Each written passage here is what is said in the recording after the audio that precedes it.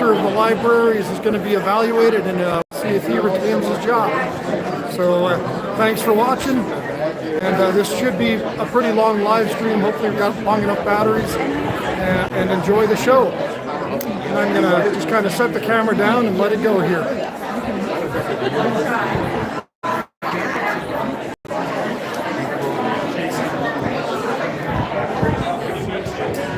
Good luck.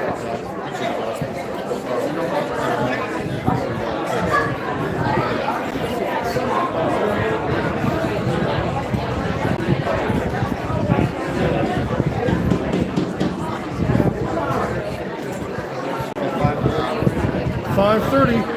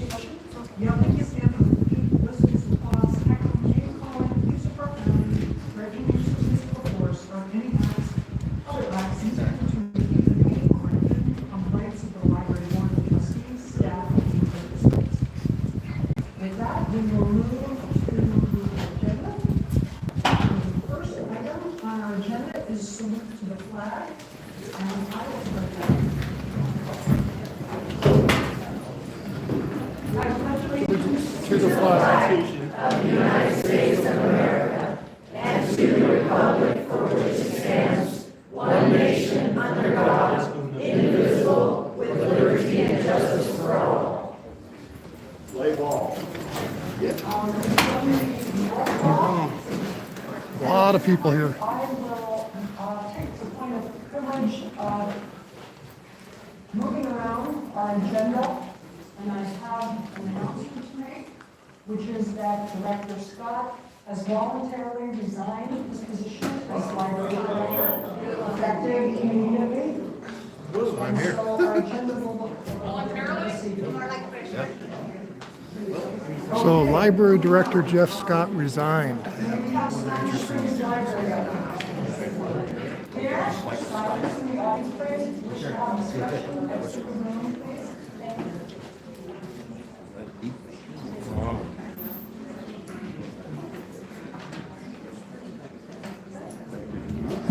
Fine. Jeremy Mellon, Sand Springs Library Manager, for the record. And probably nothing I say will top what you just said. Well, let me give it a try. I can't, she should pause the meeting. All right. May I ask for quiet in the room, please, out of respect for the speaker and everyone else trying to hear? If you would like to talk with each other, step out of the room, please. Thank you. Go ahead. So we start off with a picture of the Spanish Springs Library on a day when it was raining, and we managed to catch and go over it, so I had to share that with you. There it is. Go ahead and go to the next slide, please. I like to always start with Spanish Springs Library in the news and on social media this year. We had a social media influencer. No need, he quit. We did a library shoot at our library. Wow. We're awake now. I didn't know that. About how she loved libraries. So there's a picture of that photo shoot of her. Silence again, or I will have this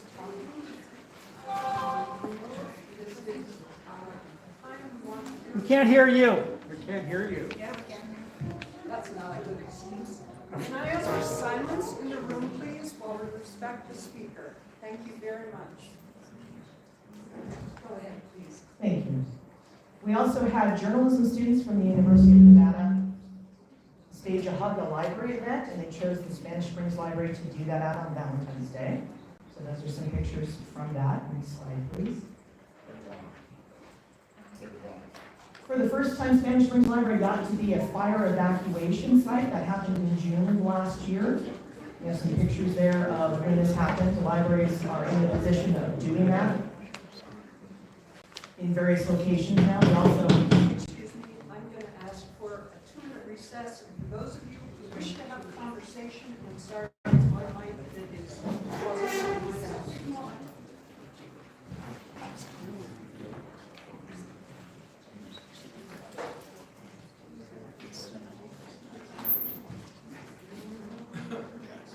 going to ask for a 2-minute recess. For those of you who wish to converse about any prior announcements made, please step out of the room. We want to give our full attention to the Spanish Springs Library Manager, and people are still whispering and talking with each other. So 2-minute recess immediately. Thank you.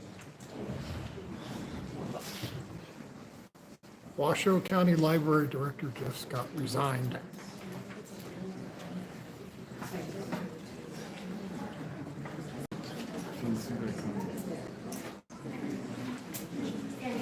So that means if they fired him, he could have had a cause of action to maybe sue him.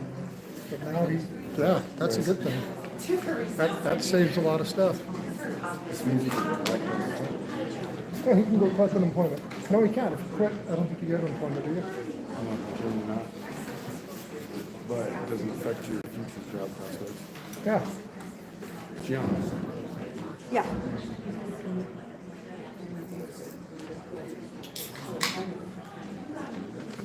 Did Clark already leave? He resigned. He resigned. Good. Yeah, here, we're on YouTube. Jeff Scott resigned. Thank God. That kind of took, yeah, that took a lot of debate out of the meeting tonight, didn't it? Sure did.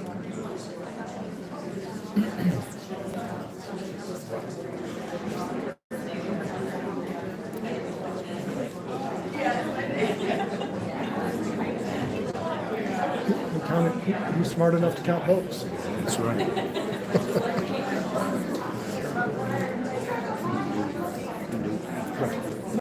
what I was going to say. I was going to say, did they get 10 years? Did Mike Clark leave? Maybe. He heard what he wanted to hear and left. Oh, there's a bunch of people that did that. Congratulations, team. Just a battle. Exactly. It's not over. This is just one of many battles. It's a good one for us. Well, now we just need somebody middle of common sense that doesn't discriminate against nobody. How's that?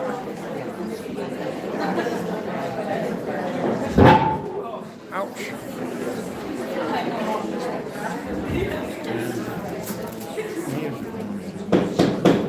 Our recess is over. Apparently, is in my mind.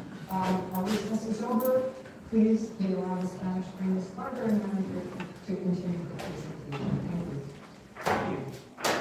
so for the first time ever, we got to be a fire evacuation site for the Palomino Valley Fire, which was last June 21st. And even though nobody ended up showing up to our location, it was still something that we were proud and pleased to be able to do for that community. Northwest Library also got to be a fire evacuation center this past year, as did South Valley's, more successfully than we did, because they had people who showed up. So the VCC, the Board of County Commissioners, recognized our efforts in helping with that, and the pictures on the bottom part of that are staff going to the VCC meeting to accept thank you from them. Next slide, please. We also are a voting location for our community. For many years, I've fought to have our library also be an election day voting location, and finally in 2020 we got to do that. So these are some pictures from the various elections that we got to host at our library this year. Can everybody hear me without this? Yes. I know, from home. Okay. I'll put it a little further away. Let me continue with this at a distance. If you guys can hear me okay? Yeah. Okay. Because I can be loud. All right. So we had various elections at the Spanish Springs Library this year. We had a special election for Palomino Valley. We had the Washoe County primary early voting. We had regular early voting for the general election, and we had the Washoe County election day voting. And that bottom picture in the right, they started early, so we started early and let them inside out of the cold, so they got a chance to stay warm. Moving on, we were number 2 on the early voting for the general election as far as sites with the most people. So we had 7,756 people at Spanish Springs this year. Usually we rank up number 1, so that was a little different for us. I wanted to also show you some pictures of our amazing library staff. The picture in the upper left, we do staff training twice a year. And in May of last year, we got to host the staff training, so that's a picture of all the library staff from all of the branches. And then my staff in particular over here, dressed up for Halloween, outreaches, accepting an award from the Department of Training and Rehabilitation for our volunteer/internship program that we highlighted with them this year. And then, of course, we have many, many super users at our library, as we do at several locations.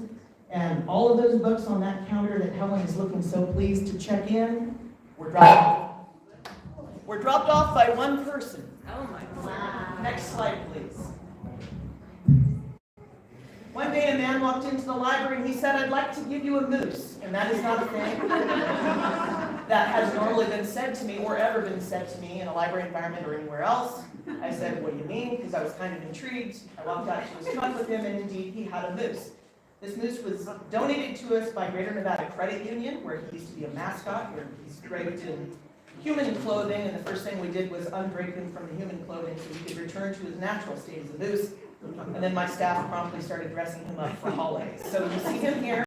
He's a new feature at our library. The kids love him for toddler time and story time. They come in and they visit with the moose, give the moose a hug before story times and toddler times. Next slide, please. And speaking of story times, we do them every Monday morning. We have 3 main staff who do our story times, Joy, Helen, and Sasha. And these are just pictures of them doing story time. Next slide, please. We also have a baby social. Our employee Helen started that for the system. We now have it at 2 libraries. We do it at Spanish Springs on the 2nd and 4th Wednesdays of the month.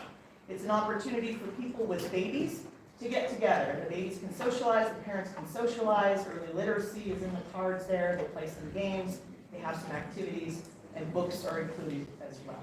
Next slide, please.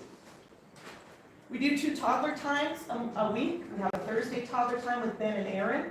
Ben and Aaron on the left there preparing for toddler time. They do a show that relies a lot on their musical abilities. They are 2 very different people from one another. One is very focused, the other seems a little scattered, but they're both creative geniuses. One plays the guitar and the other sings with a blues voice. If you've never had a chance to see toddler time on Thursday, you should come do that. Next slide, please. And then our team for Friday toddler times, Ann and Chris, a little bit different of what they do, but equally popular and very different audiences appear for both of those toddler times. Toddler times are by registration only. Ours are the most popular in the system. Next slide, please. We also have a Lego robotics program. Ben, our evil genius from Toddler Time, runs that program. We've managed to duplicate Lego robotics as a specialty program in a couple of other branches, but ours runs every week, whereas it's only been a one-off at other locations. Very, very popular with the little guys. In fact, it's so popular that we do spring and winter camps for the little sisters and brothers, and that's those bottom 2 pictures there are the little guys getting a chance to learn how to program a robot, build a robot, and play with the robot. Next slide, please. We have a Thursday craft studio that's open to people of all ages and abilities. Every Thursday, all our staff participate in that, and we get to do some fun, crazy stuff at the library. Next slide, please. And this is Erin, one of our Toddler Time evil geniuses, who also runs our very popular Dungeons and Dragons programs for the teens. Teens, if any of you know teens, you will know that they are a difficult audience. They're difficult at home. They're difficult in many different areas. It's hard traditionally to get the teens to come back to the library. We've managed to do it, and we've hooked them with this program. It's been running for just over 3 years, and we've had so far 200 unique users of teens that have come in for this program. It's every Friday at Spanish Springs. Next slide, please. So this year, we managed to, in fall of 2023, Our library director, Jeff Scott, had notified us that we had some grant money that we could spend, which turns out to be a very good thing since the tax initiative did not pass. Usually libraries are renovated based on the tax initiative money that goes into our budget, and we were scheduled for renovation. Spanish Springs Library is 20 years old this year, and people come in and they say, I don't believe it, it looks so great. Well, there's a lot of work that goes into making that happen, and a lot of people don't realize that. So I do like to share that with you. I took a look back at what we've been doing the last couple of years. The last 3 years in particular. We put in over 400 work orders with Washoe County facilities staff for things that need to be repaired. So this is general maintenance, and some of it is stuff that's not quite general. We've had a lot of carpeting and flooring issues. We've had a lot of dings in paint. We've had plumbing issues. We have a major structural issue in the building right now. We have foundation cracks across the facility. We are waiting a visit of a structural engineer to talk to us about what next steps look like for that. We don't have the money to do anything with it right now. So that is where we are. So when Jeff got us this extra money to be able to do something, we chose to focus on remodeling a couple of areas of the library. You'd be surprised, $75,000 doesn't go as far as you think it might go. But teams, as I mentioned, are hard to bring back into the library, and their space has been very dated for 20 years. So if you look in that upper left corner picture, you'll see some bench-style seatings with very low tables in front of them.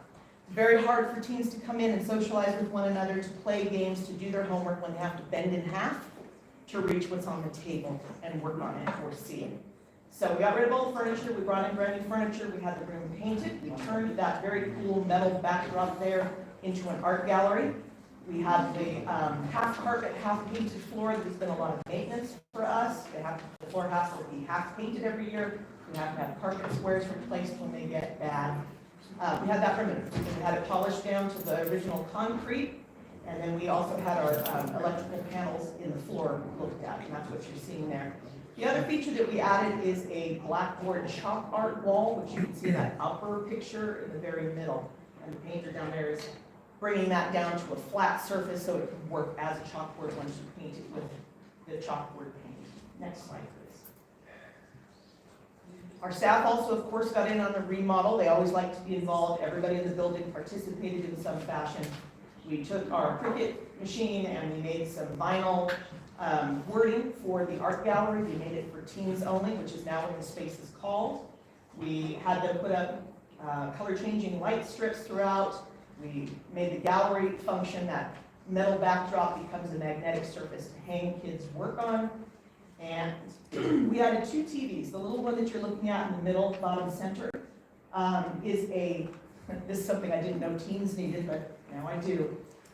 It is a world travel video TV that also has chill music for them to, I had to be schooled in that by my staff. Chill music, it's been a while since I've been a teen, for the kids to actually socialize to and do their homework.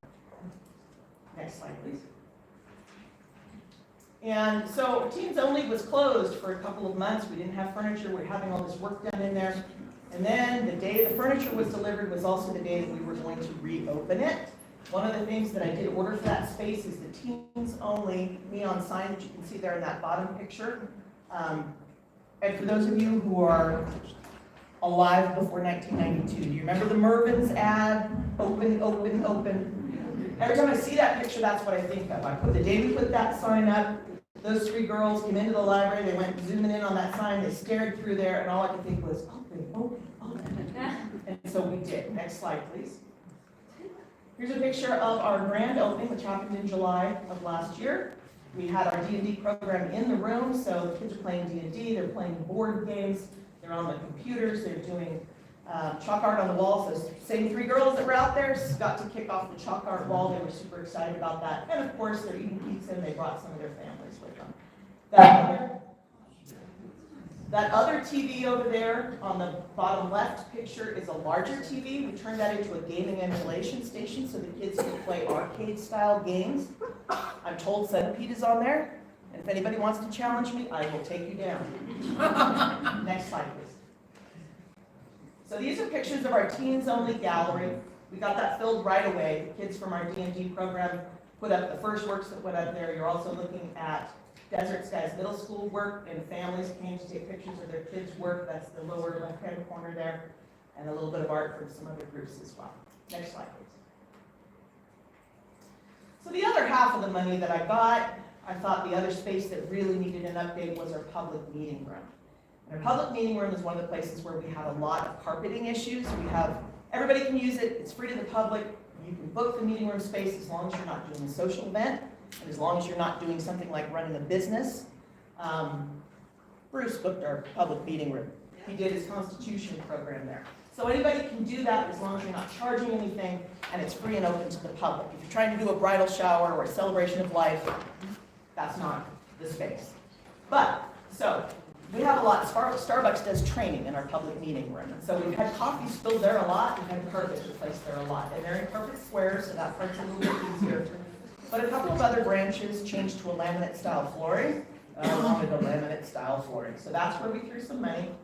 We had the old carpeting removed, and we had laminate flooring put in. The bad news there is that the laminate flooring has been recalled, which I found out in January.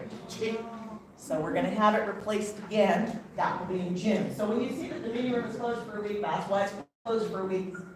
They initially thought it was a problem with the product. It turns out it's a problem with the state. We are simply too arid to keep that flooring together. So the ends are coming apart.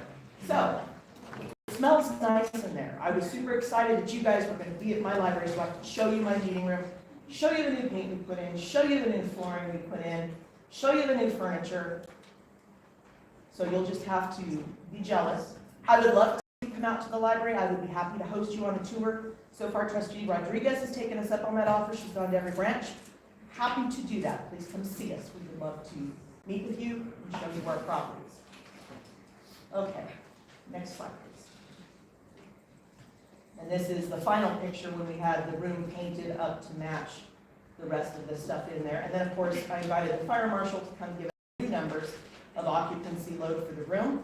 Turns out now they do 3 sets of numbers, one with furniture and tables and people, and one with just people, and one with a selection of boats. So we have 3 different occupancy loads for the rooms now, so that's all good and in good shape and good to go. Library Director Jeff Scott also got us a grant for new technology, which is another thing I was hoping to trot out for you tonight. Now people can hear without this and without the resulting problems with the microphone. They can see better what's happening at home and in the room. We tested it out earlier this month with the Citizens Advisory Board, so don't get to do that for you, but maybe we'll see you again at some point. Next slide, please.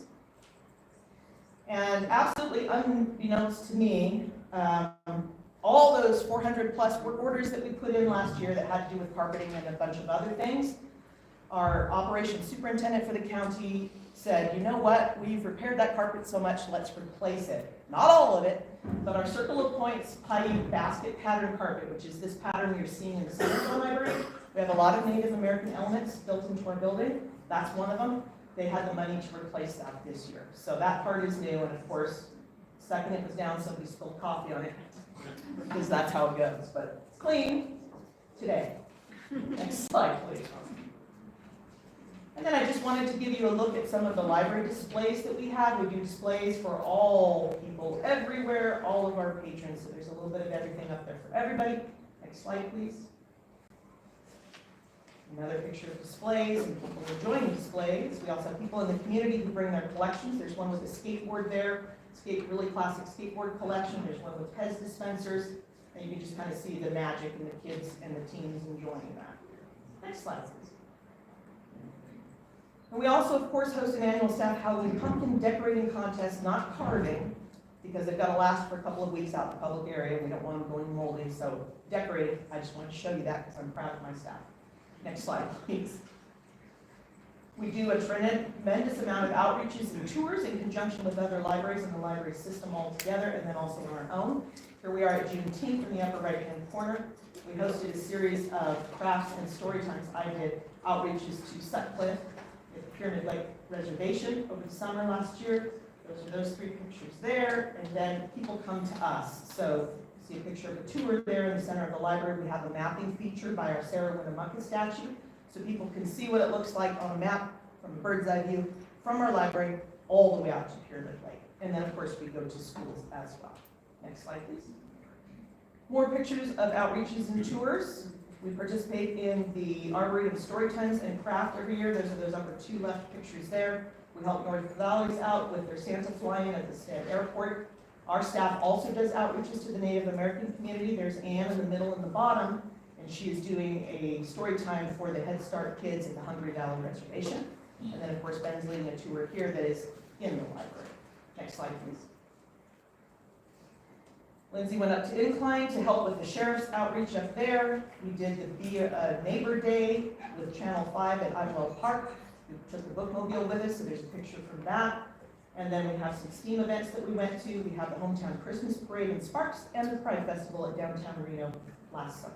Next slide, please. We have a sensory sound garden in our library. So far, I think we're the only one, although I did hear that Incline was looking at getting some sensory music elements out at their branch too. I don't know if they actually did that. We have sit-on style drums, which you'll see in the lower bottom right corner. We have a stand-up free chimes that people can play, and then we have a color-coded xylophone.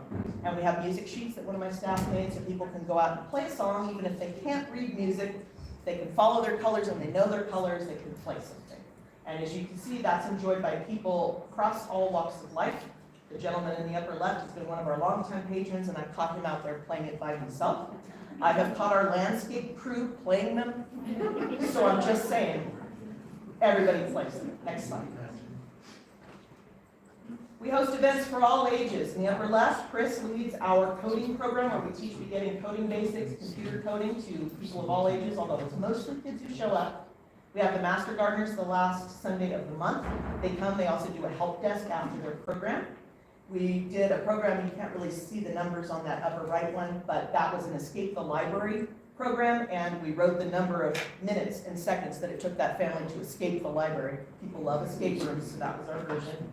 And probably my all-time favorite picture is that one in the lower left. Our events manager, Lindsay, went ahead and we couldn't get a Santa for toddler time a year or two ago, and she said, well, why don't we invite the Paws to Read dogs, and we'll do Santa Paws. It's been hugely popular.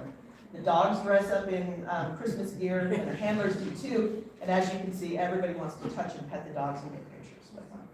And then that lower right picture is teens playing on the gaming emulation station in the teens only area. We sometimes have contests there, but they can also come in and ask for the equipment and enjoy that as well. Next slide, please. More events for all ages. We host 2 book groups. We have a mystery book club. We have a Tuesday book club. That's what you're seeing in the upper left-hand corner. We have pioneer programs. We generally do those in our atrium, because if you've been in our building, you know the sound is fantastic there. We do STEAM events. That's science, technology, engineering, art, and math. What you're seeing in the lower left-hand corner is one that's about heart health, which is why everybody's leaping about frantically so they can check their pulse afterwards. And then in the lower right, sometimes programs get brought to us, and those are the journalism students from UNR who were doing the Hug Your Library events. So there's some pictures of that. Next slide, please. How do people use the library? Well, they use it in all sorts of ways. They come, they interview for jobs, they come, they use the public meeting rooms, they come to programs, they read, obviously, they do community puzzles, they visit with their friends. That lower picture on the right on the bottom is going to be a group that comes every week. They do crochet, some people do quilting, and if you notice there's men, there's women, there's people of all ages who come and sit in a circle in front of our fireplace once a week and do this in their library. Next slide, please. This is some other pictures of people using the library, school groups coming in, people working on puzzles, people using our rocket wishing well down there and working on homework. Next slide, please. And of course, we live in a very tremendous community. Spanish Springs has a lot of really great people. They like to show their appreciation to the library, so I brag back on them. They feed us. You can see those amazing cupcakes. They write books, they write notes, they bring us cookies, they bring us more cupcakes, sandwiches, painted rocks, letters, donuts. Next slide, please. I think I'm kidding, but here's some more. We have a whole field of minion cupcakes. We have bagels, we have more things, we have chocolate bars, we have more cupcakes, we have flowers. We have that little girl in the bottom, loved Anne's toddler time, made her a bracelet and brought her a card. We have Thin Mints from the Girl Scouts. It goes on. Next slide, please. And just because I want to make sure you believe how great our community is and how much people appreciate the library out there, Here's some more. So if you're wondering why it is that some of us are well padded, this is why. That's all I'm going to say. Okay. So last summer, we do summer reading program every year. One of our staff, Helen, decided that for the kickoff for summer reading program, she would put out some cards and she'd say to people, go ahead and tell us why you love the library. And so they did. They came forth and they told us and they told us and they told us. And we made them into decorations, as you can see in that lower right-hand picture. And this is my final slide coming up, so next slide. 520 hearts in a 1-month period from June to July. We've turned them into decorations.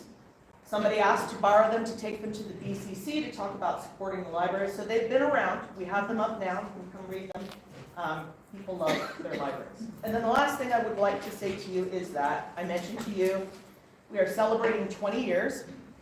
And so, of course, we are doing, I'm just going to hand this to you, you can pass it across. We are doing a birthday celebration for Spanish Springs Library. Everybody is invited. You are invited, but don't show up all together because we don't want to violate open meeting law by having a quorum. Our birthday celebration will feature a giant birthday card that my staff is making that people can sign. Lots and lots of birthday cake because you fed us, so we're feeding you back. We're going to have the Eagle Wings pageant dancers come.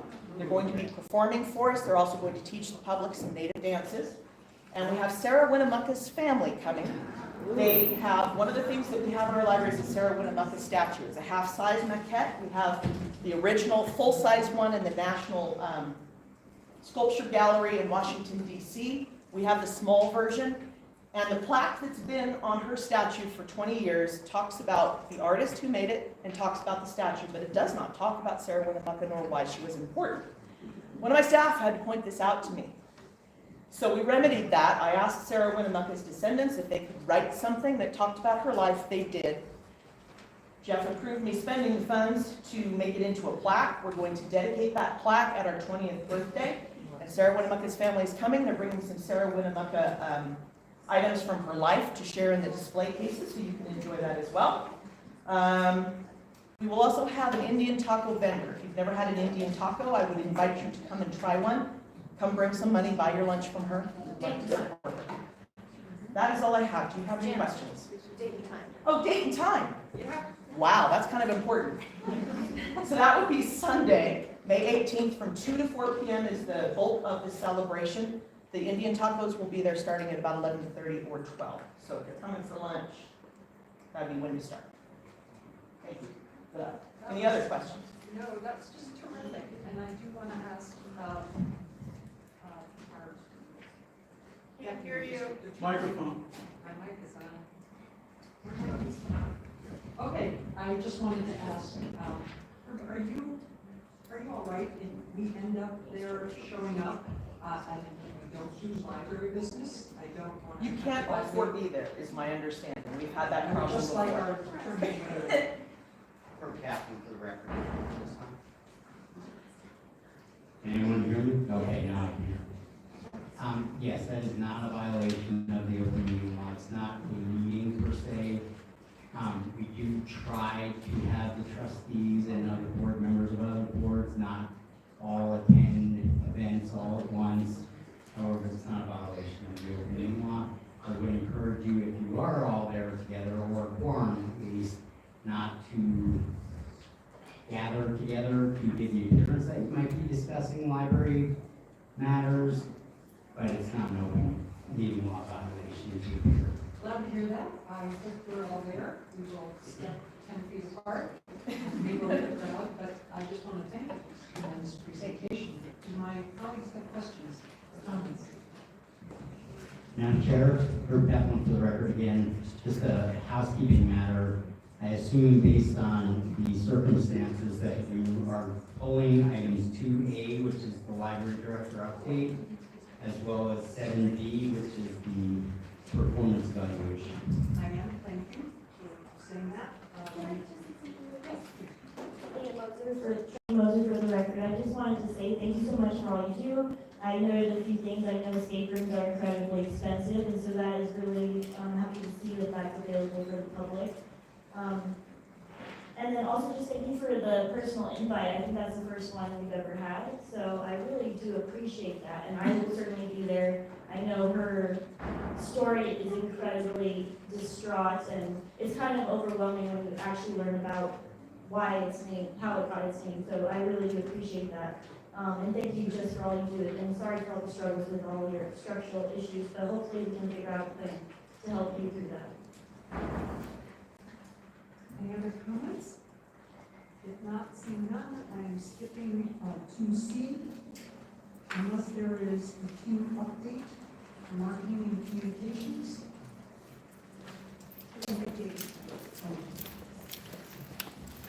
Please.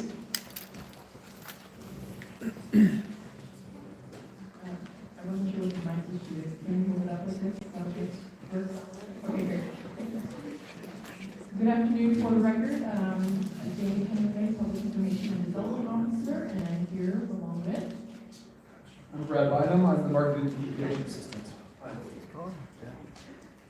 And Brad is going to take the lead on this report. I will be here to offer more support and pepper in some anything that might be helpful, but he's got it.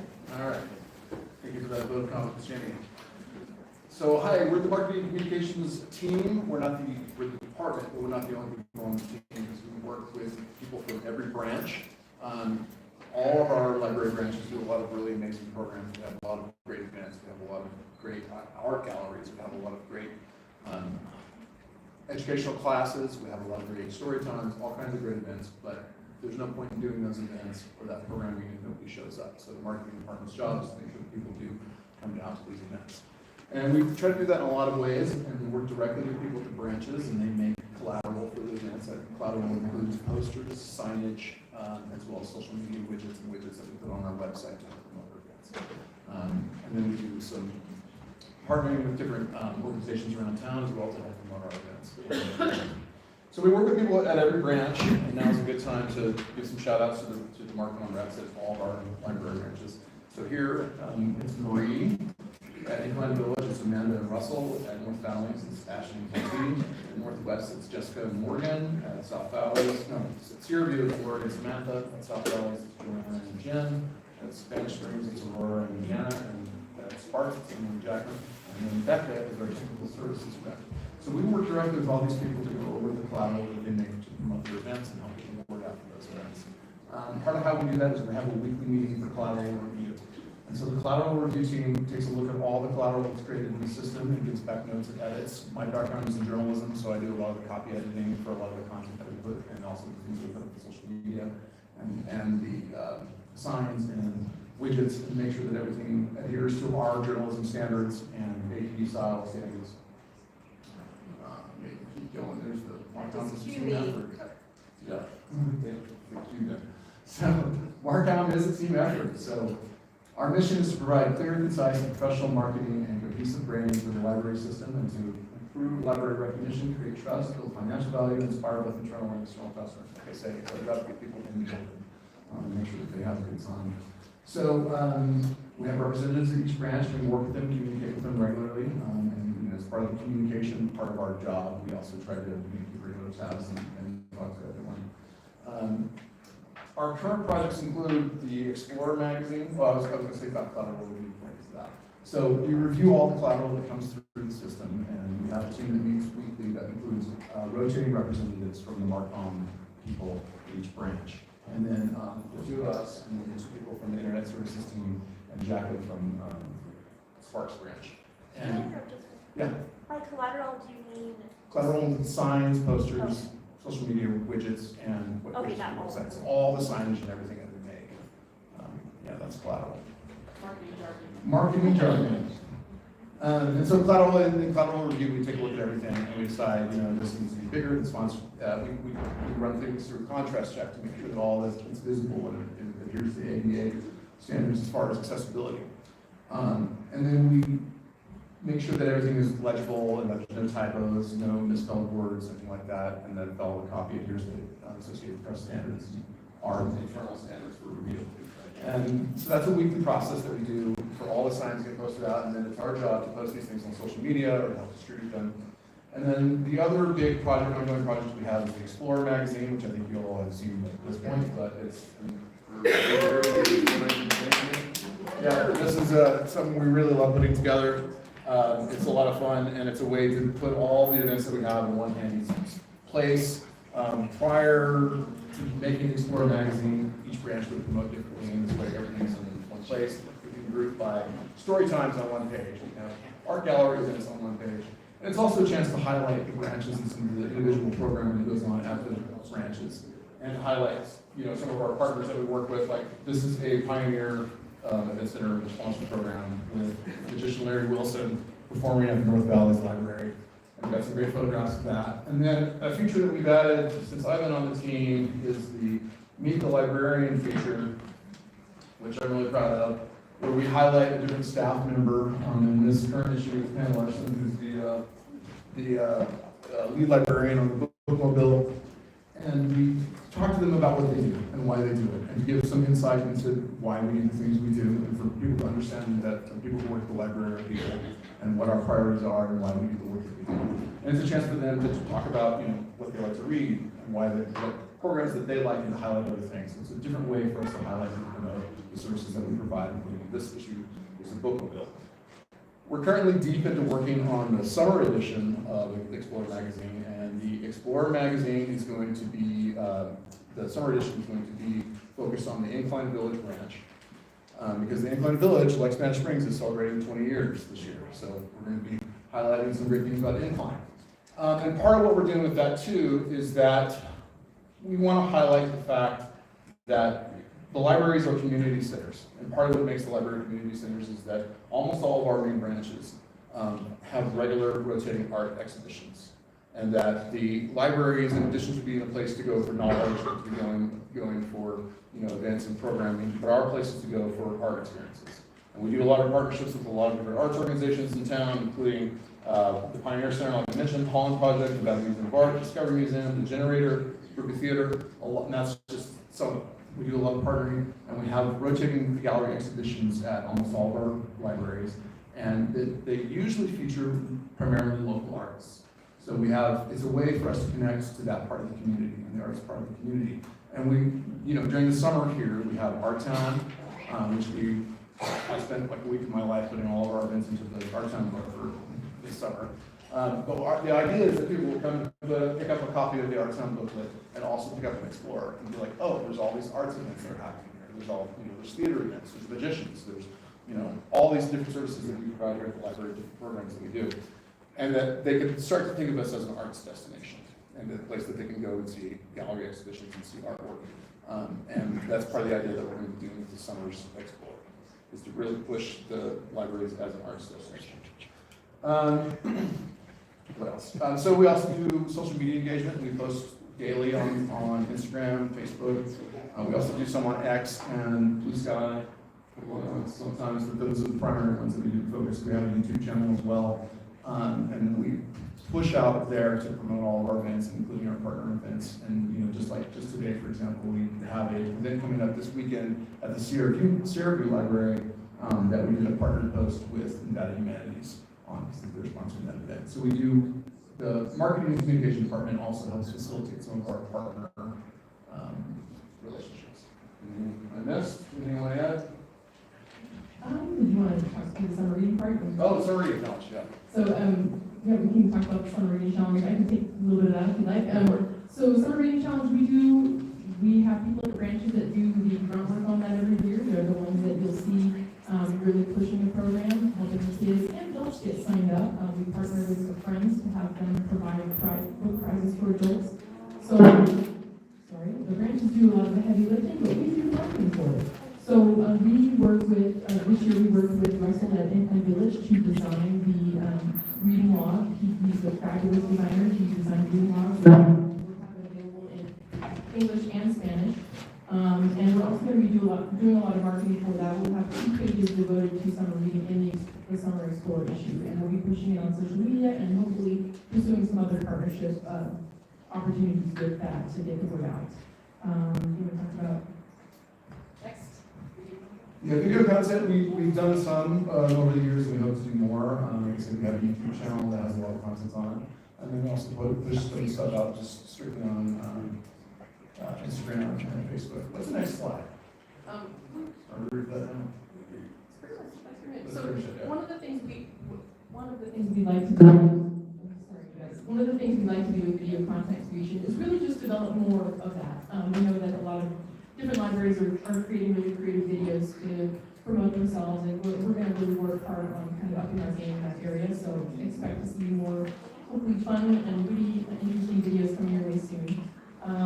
Community partnerships, I think that was the last thing. I think Brad touched on that a little bit already. We really rely on our community partnerships with local arts entities, PBS Reno, Nevada community, so we really believe in the strength of our community. And so we would ask all of you to follow along with what we're doing, and please follow us on social media. We are available on all of the sites listed there, so Facebook, Instagram, Blue Sky, X, and YouTube. And please look for the Summer Explorer coming your way very soon. Thank you.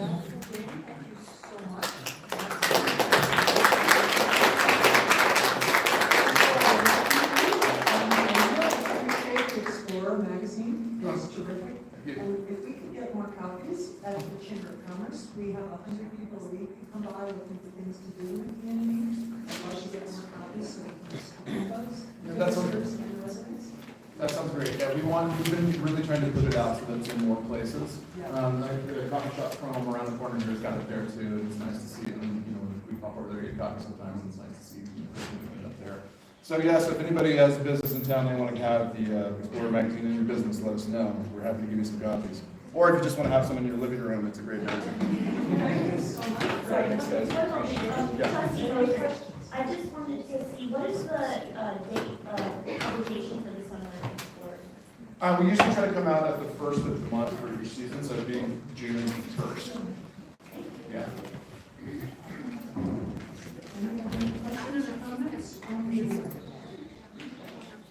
All right, thanks guys. Thank you so much. Appreciate your report. Waiting to receive. We will now move to item number 3 of the agenda, public comment, which has a 3-minute time limit. I was very long this morning, and we're still being open comments. I'm going to call people 3 at a time, so if there are people outside of the room or upstairs due to the overflow, they can be prepared to speak so that we're not waiting several minutes for someone to get in. We are going to start with Nicole Harris, followed by Valerie Wade, followed by Mary Lucia. Let's start with Nicole. And we have a timer. Thank you. Good evening, trustees and the audience. My name is Nicole.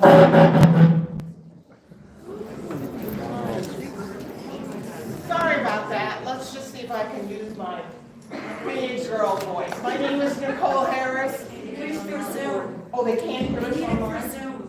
Yeah. Oh, I'm sorry. My name is Nicole Harris. I'm currently a resident in South Valley's library. I use that a lot. I also interact with a lot of different groups, different individuals here. I think one of the things that we have gone through in the last year and a half is how we have been embattled in this struggle between leadership, whatever else. What I would like to concentrate on today is talking about how are we going to go forward to repair all those feelings, okay? Because feelings don't go away. It's like a bad divorce. You keep thinking about it in the past, you want to do something in the future. What do we need to do to demonstrate that we will come together as a community? I find it really hard when we have embattled leaders and we're trying to repair something that is not going to be repairable. So I am asking for more transparency, which everybody likes to talk about, however, how you implement that. My dad told me a long time ago, if you want to follow a company, what you do is you focus on the leader. So if you want to buy Berkshire Hathaway, you will focus on Mr. Warren Buffett. That person will tell you how it's going to go. So I would like to invite our library trustee, our community to come together to figure out how we become a world-class library system. I believe we can do that here in Nevada. I believe we have the money, the resources. I believe our community leaders and citizens want to help. However, we need to have strong leadership. We have to have clear, direct input from all aspects. And it must be done like we are doing a company. If we can send someone to the moon, I think we can handle it. So I believe the trustees, as well as everyone in this room and those that are on Zoom, all have good intentions. Now it becomes execution, and how do we bring it together? That's what I'm here today to speak about, and I applaud you for taking the difficult steps. It's not been easy the last year, 2 years, and yet I don't see us proclaiming the successes we have. We just heard from the Marcom. I'm a user of the library, but I'm not into all those different things. So thank you very much and good luck.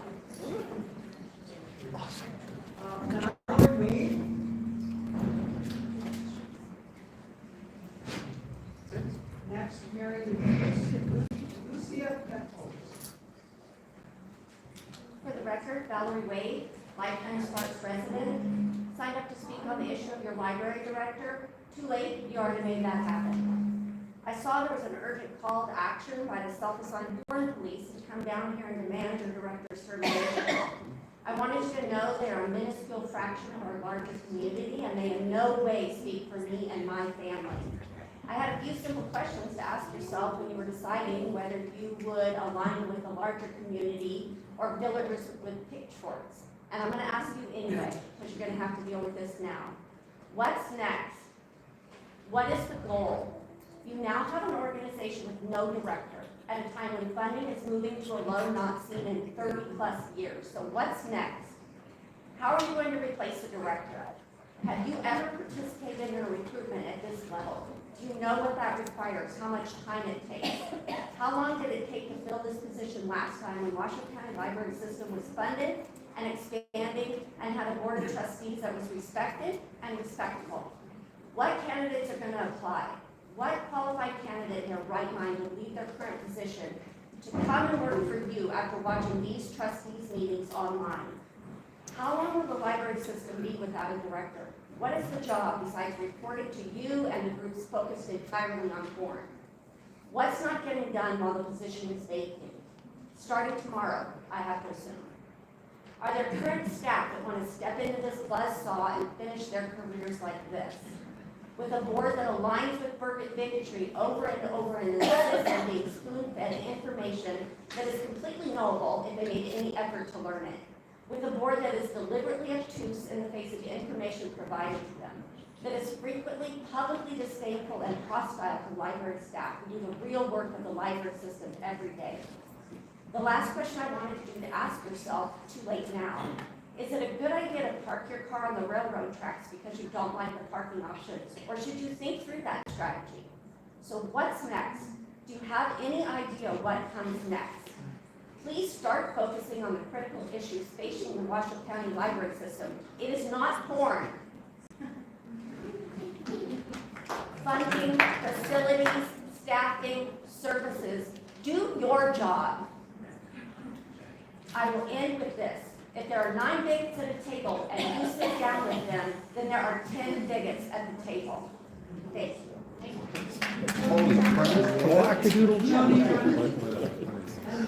She's angry. So Jody, are you here?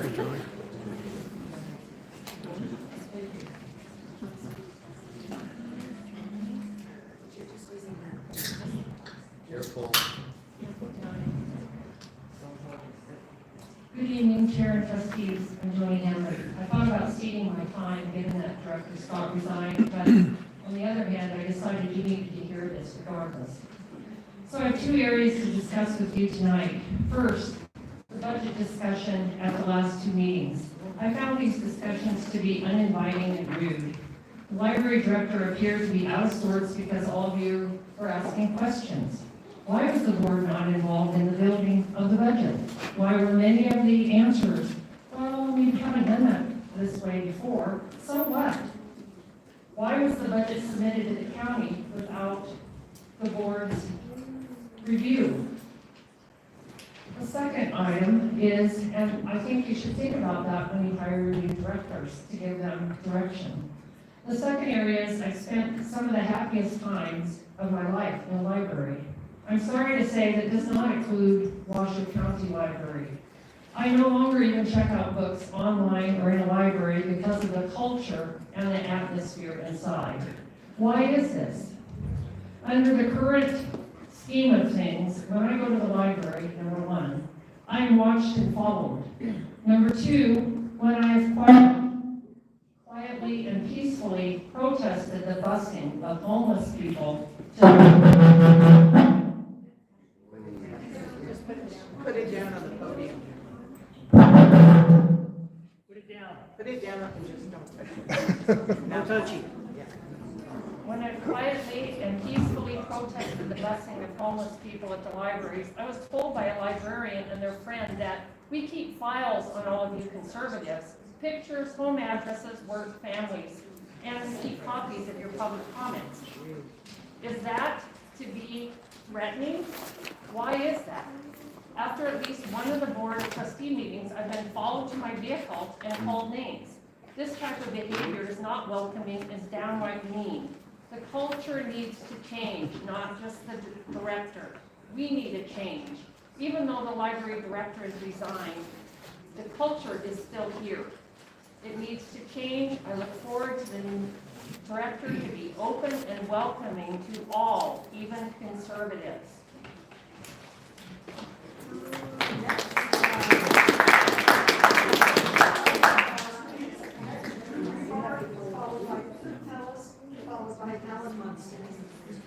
Hi there, Drew Rebar for the record. Thank you for the 3 minutes. I greatly appreciate it. I also wanted to thank Chair Silver for her comments at the Board of County Commissioners yesterday.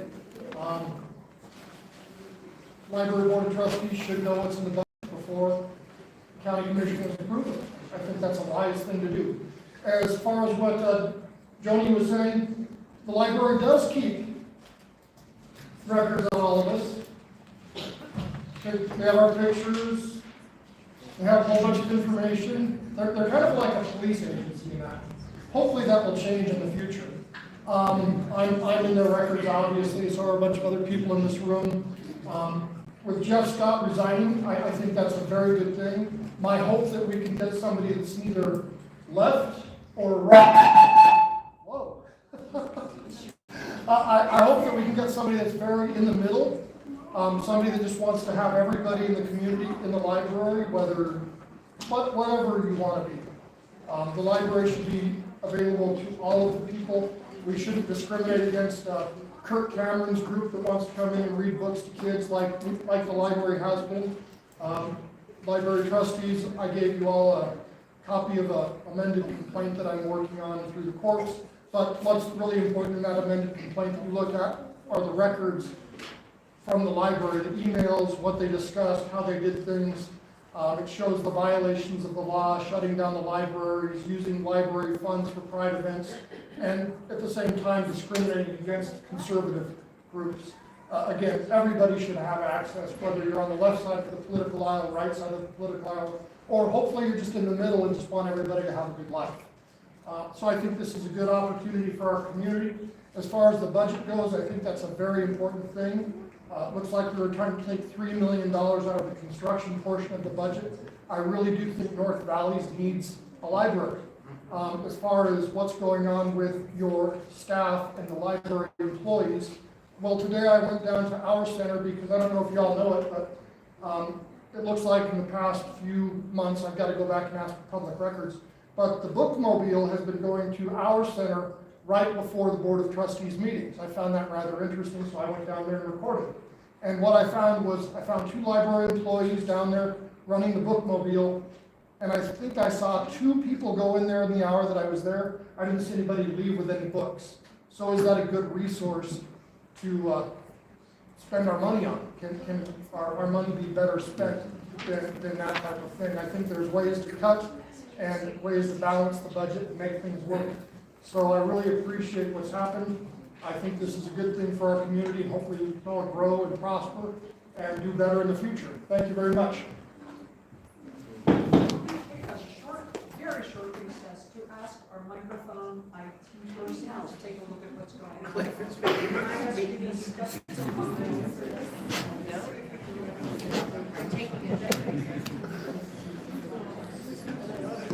Okay, didn't sound too stupid. Yeah, no, it's good.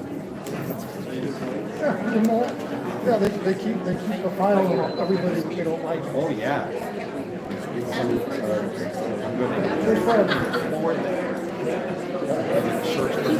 They like Fred. That's your picture. It's a good picture, Fred. Remember that they pay their responsibility to whoever. That's what happened. Yeah.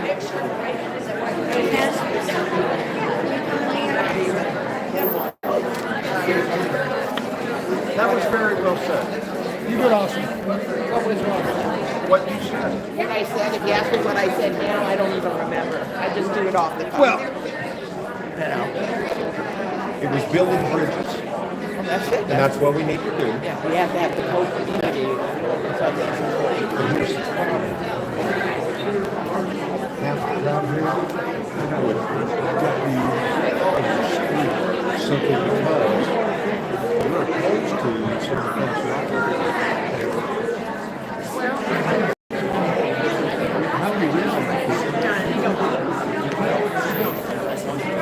Stand firm.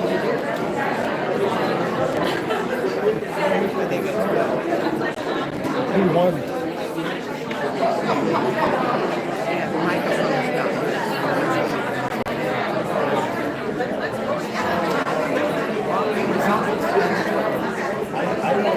well, it was the same stuff. And he wasn't that. I wish you could see the emails. Let's see. I have 3,300 emails. And 10,000 pages. Yeah.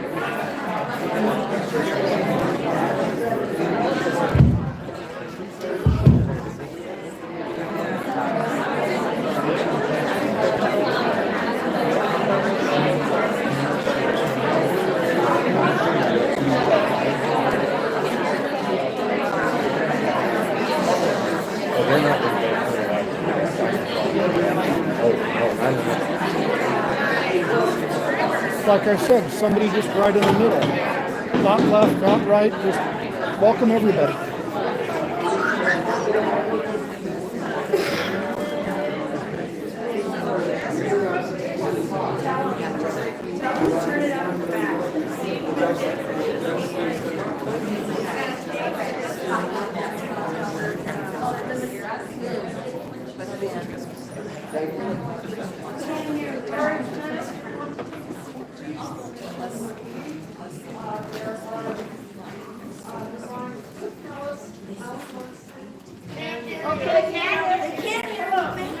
Nobody can hear you out here when you're saying, when you said it was a recess, you could have said, come back tomorrow morning. Nobody knows you had. No, we're not coming back tomorrow. So, you are gonna come back tomorrow.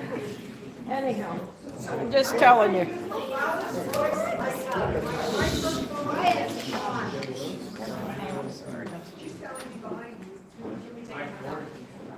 What did Cliff do?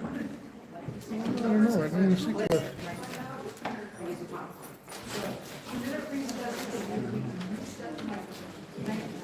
Reset the microphones. Mic check, mic check. Mike's not here.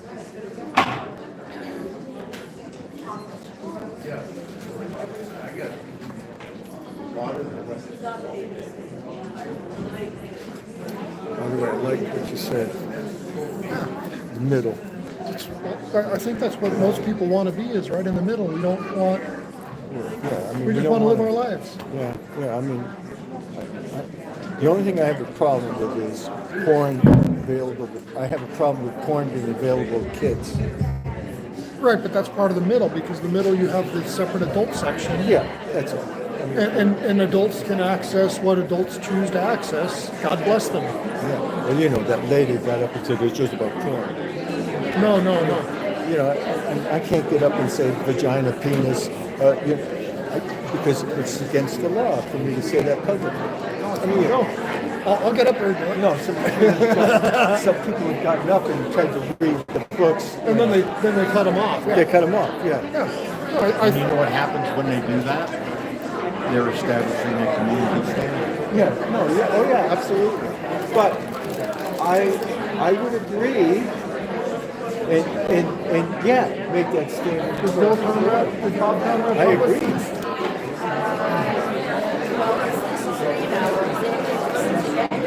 Bob Conrad was just over there.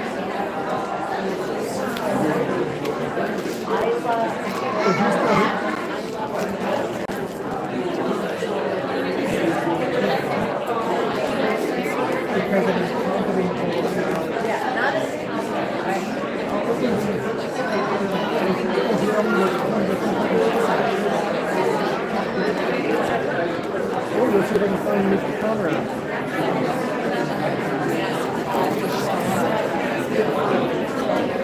Let's go see if we can find Mr. Bob Conrad.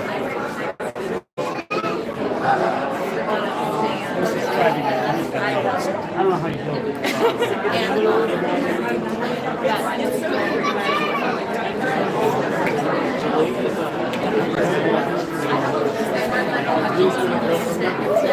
That's how they snuck their way into that.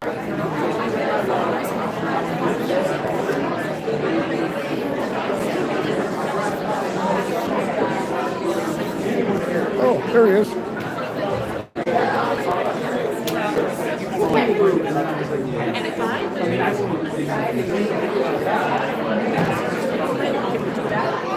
Mr. Conrad, why did you publish that the board was incompetent? I'm sorry, what? Like, this is Reno came out with an article that says that the board is incompetent.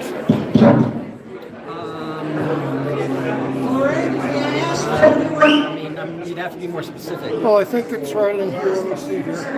You published a couple of op-eds today, or yesterday and today. That might be what you're referring to. We are having interference this evening, and we apologize for that. Our IT specialists are on duty.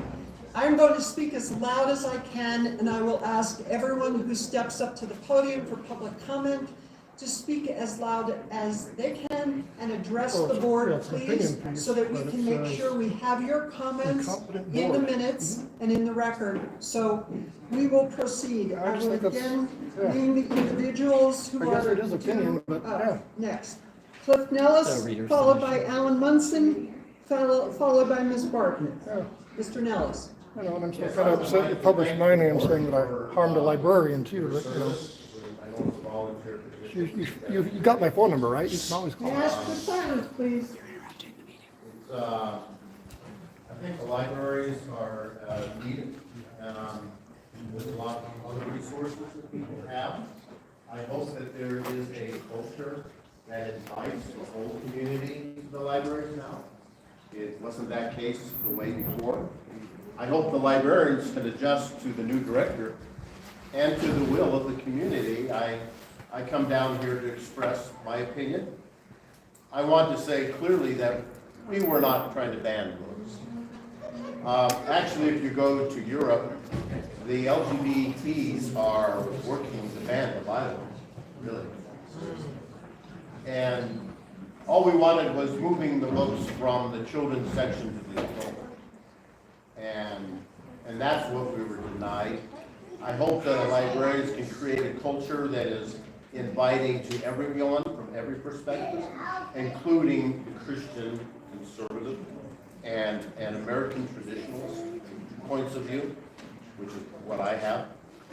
And so, yeah, that's about it. I want again to thank you. I think Mr. Scott knew how the vote was going to go, so I would thank you that we're going to vote for his removal.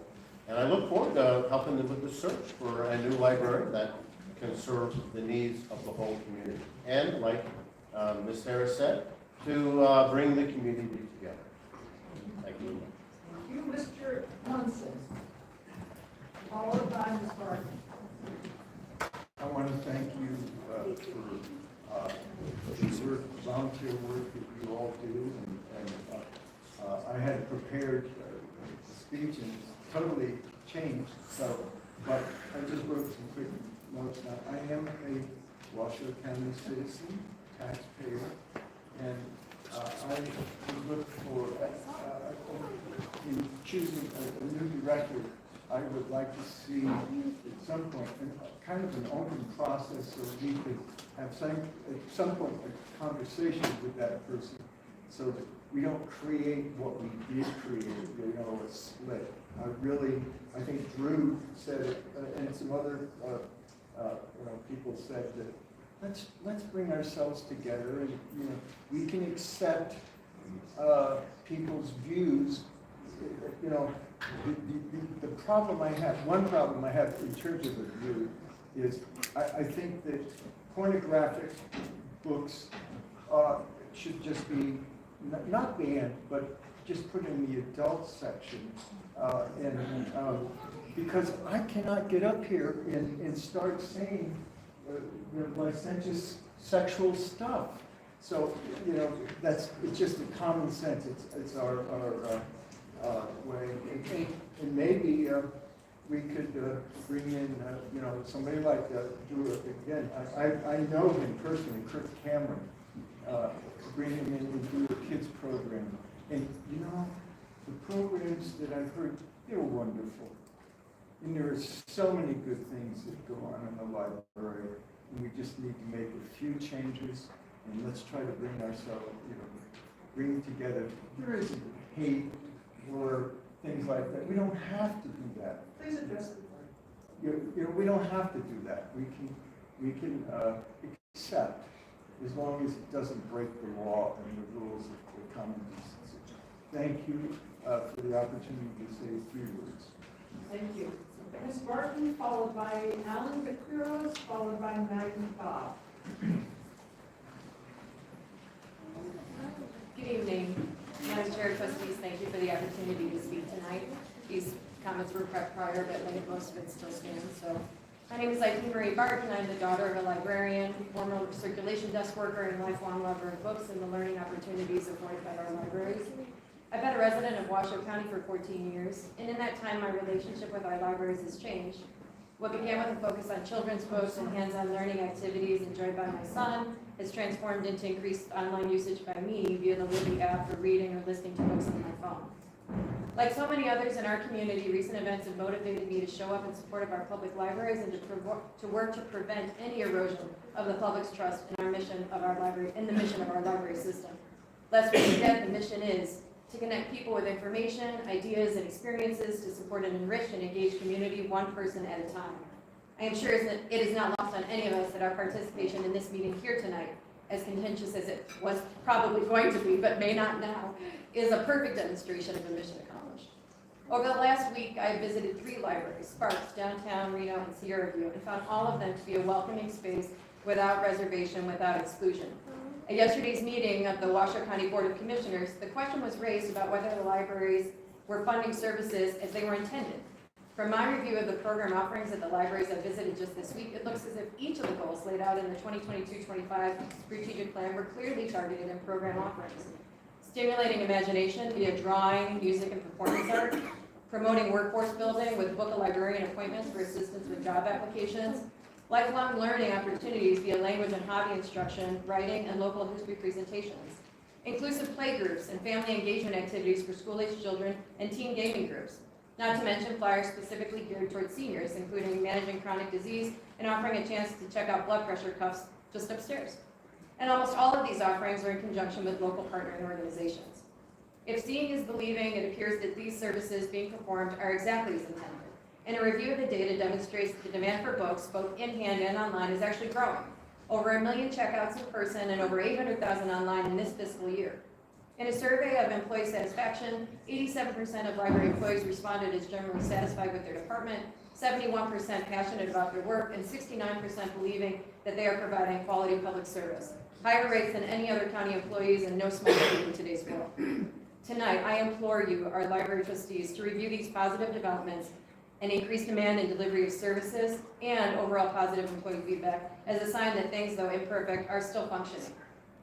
We need all hands on deck to be laser focused on this funding crisis and continue to find ways, finding ways to continue the vital public service our libraries provide. Thank you. Thank you. Alan, followed by Maggie, followed by Carr. Thank you, trustees and chair, for the opportunity to speak. This is Alan DeCatos for the record. Washoe County Libraries provide an essential resource to our whole community. Only 43% of elementary students in Washoe County School District test at or above the proficient level for reading. Washoe County Libraries work with schools to boost student literacy, and they also provide preschool programs like baby and toddler story time, which have been proven to improve language development and early literacy. As the previous speaker mentioned, the use of books by Washoe County residents has increased year by year, with 1.7 million checkouts in 2022, 1.9 million in 2023, and 2.3 million in 2024. The system has over 70,000 active patrons who visit the libraries, with the highest number in the 5 to 12 age group. Seniors are also frequent library users, with some seniors relying on the library as their only way to get online. Washoe County Libraries play an important role in promoting literacy, and they also provide many other services. For example, the Northwest, Spanish Springs, and South Valley libraries have served as wildfire evacuation centers. Library staff helped the health district with contact tracing during the pandemic. The library helped bring high-speed fiber internet service to Gerlach, and the libraries provide blood pressure kits. The libraries also provide technology help, free computer use, free legal kiosks, resources for job searchers, resources for people looking for housing, and the Kids Cafe, which provides meals during school breaks. Washoe County Libraries create a welcoming space for people to spend time. And on any visit to a library, you will find people doing the community puzzle, checking out free state park passes, using the printers, or browsing for books. The Washoe County Library System has the most amazing and well-trained staff, and our community relies on these library workers. In fact, a few years ago, I wrote a book, a biology book, and I used almost every single library in the system while writing that book. As we all know, the library system is in a budget crisis, and I would like to ask you to keep the library as stable as possible as the library experiences cuts to federal grants and the shrinking of the county budget. Thank you.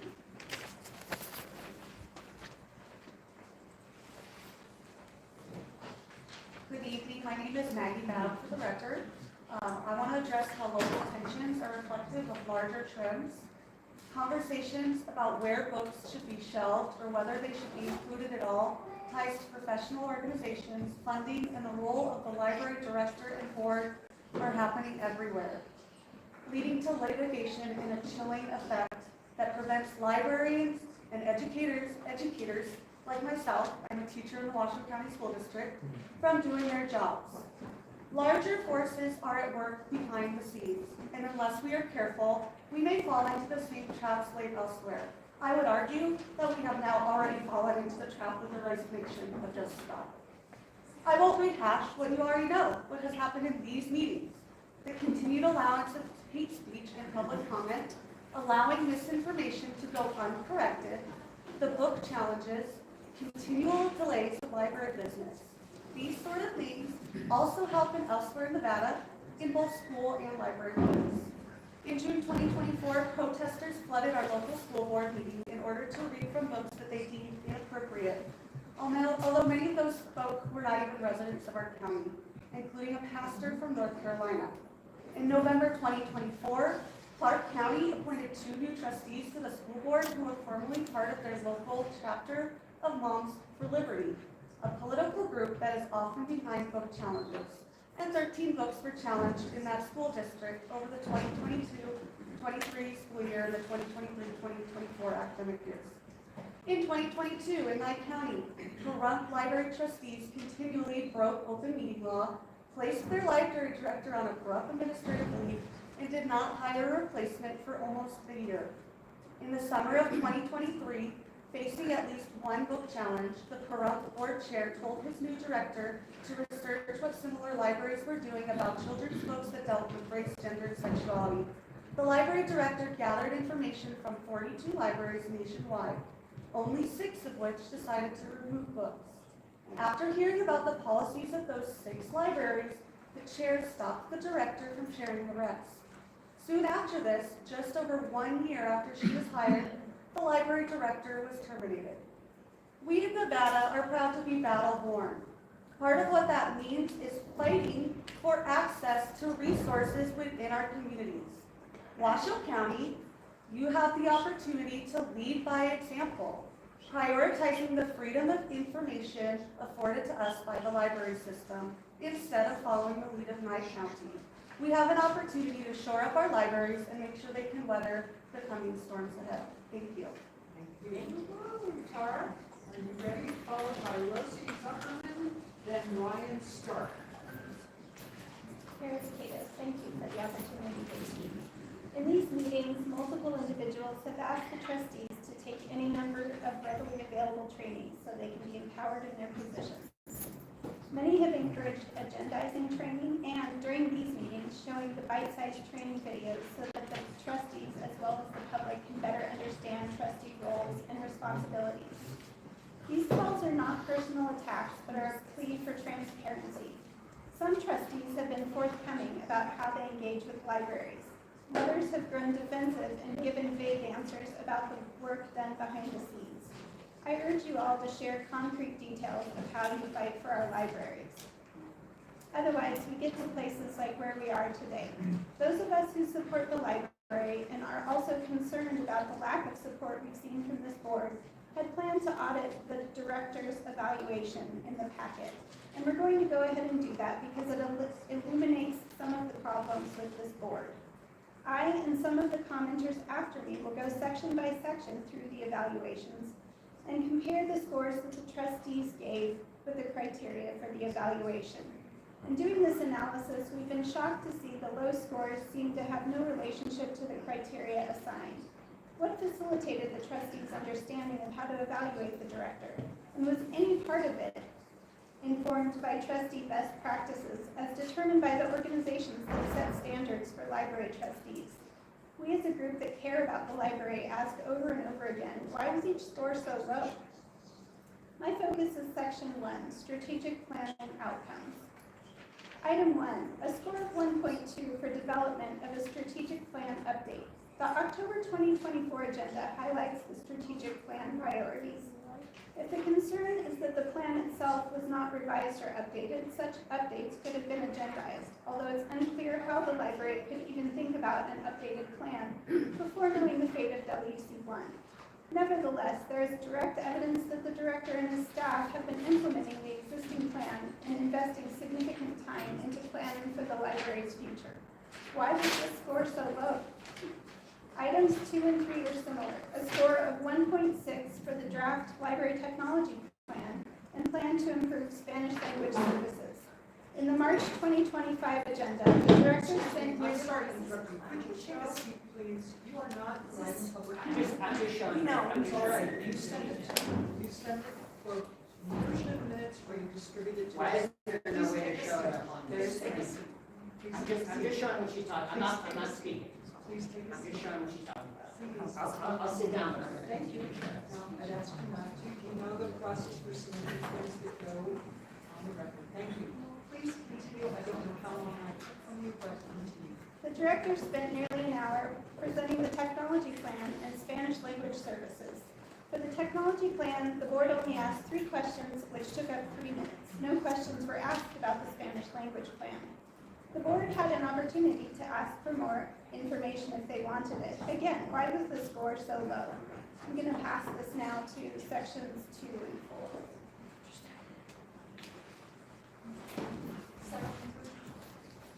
All right. We will move to Rosie Zuckerman, followed by Ryan Stark, followed by Julia Arben.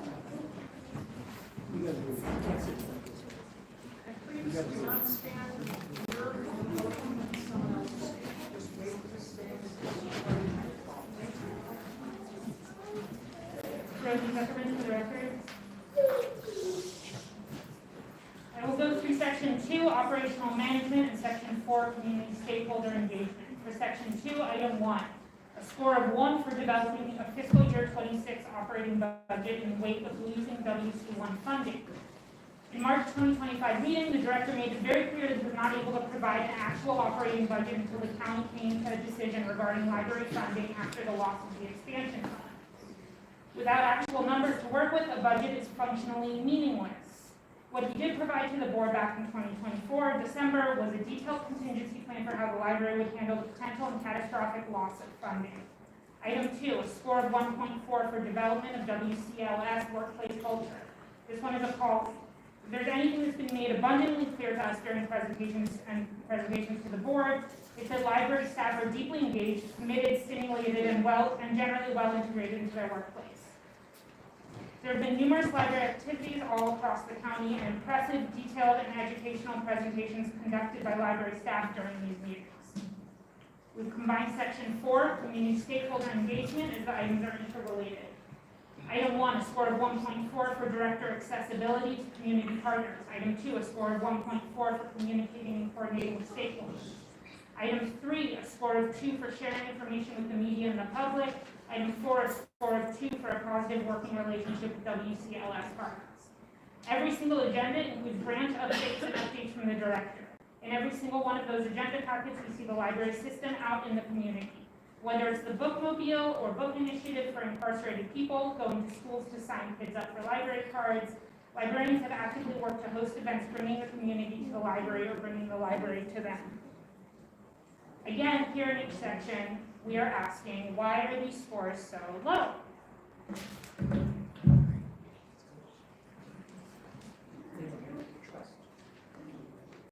Ryan Stark, followed by Julia Arvada, followed by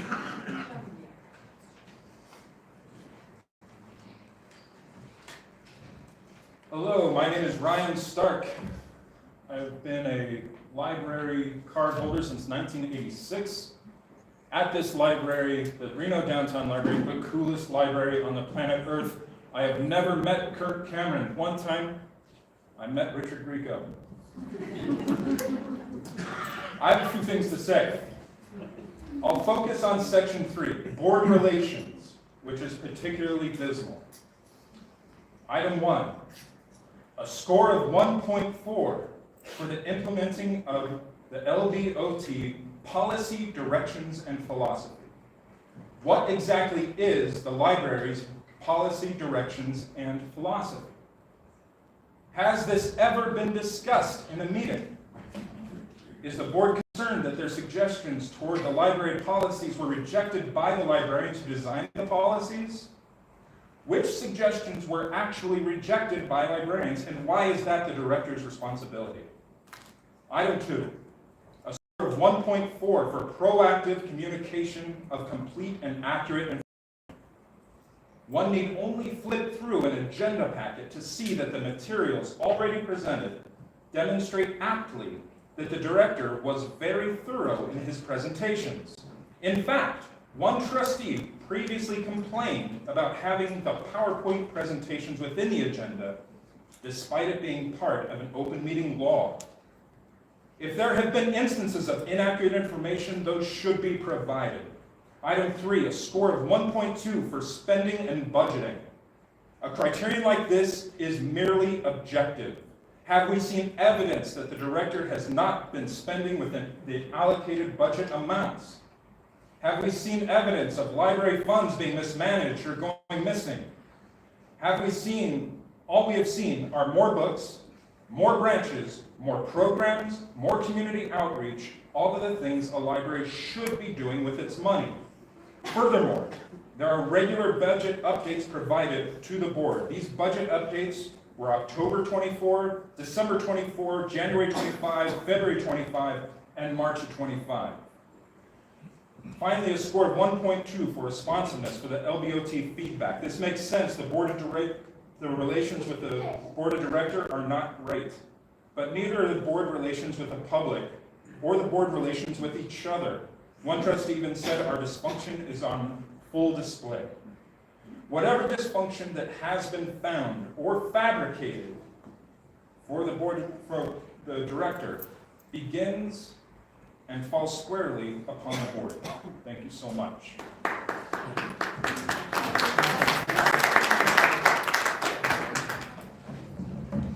This is Adelia Argument for the record.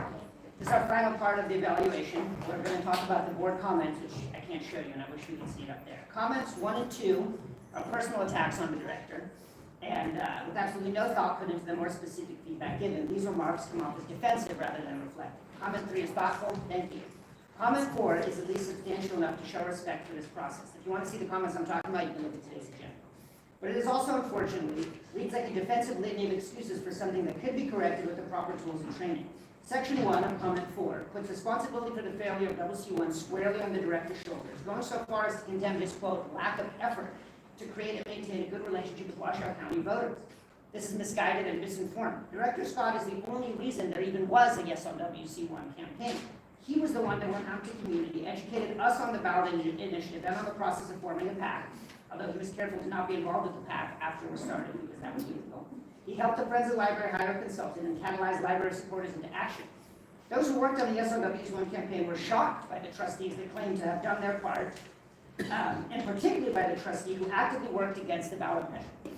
Section 2 of the comment claims the director gave 0 answers as to the specifics of reductions after losing funding.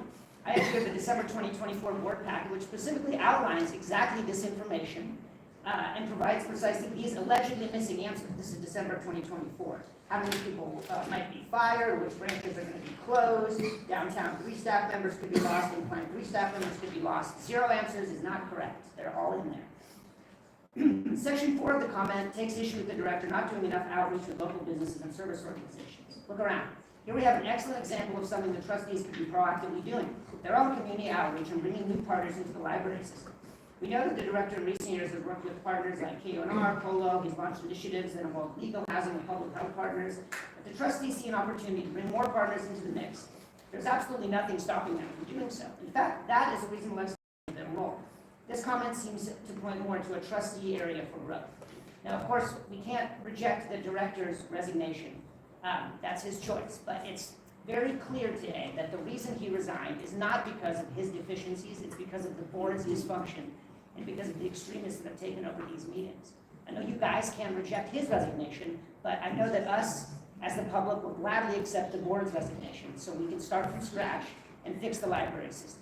I do not see you people on a path to fix this. I see things only getting worse in the future unless you take responsibility for what has happened here today.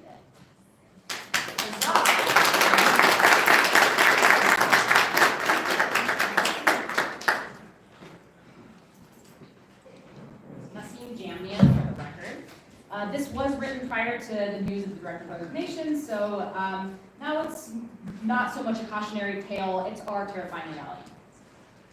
Taken as a whole with larger context, the achievements of the library over these past few years, the misinformation and disinformation around WC1 both before and after its failure, the national and statewide context and our local struggles, the evaluation of the director by the trustees feels dangerously like someone else is pulling the strings.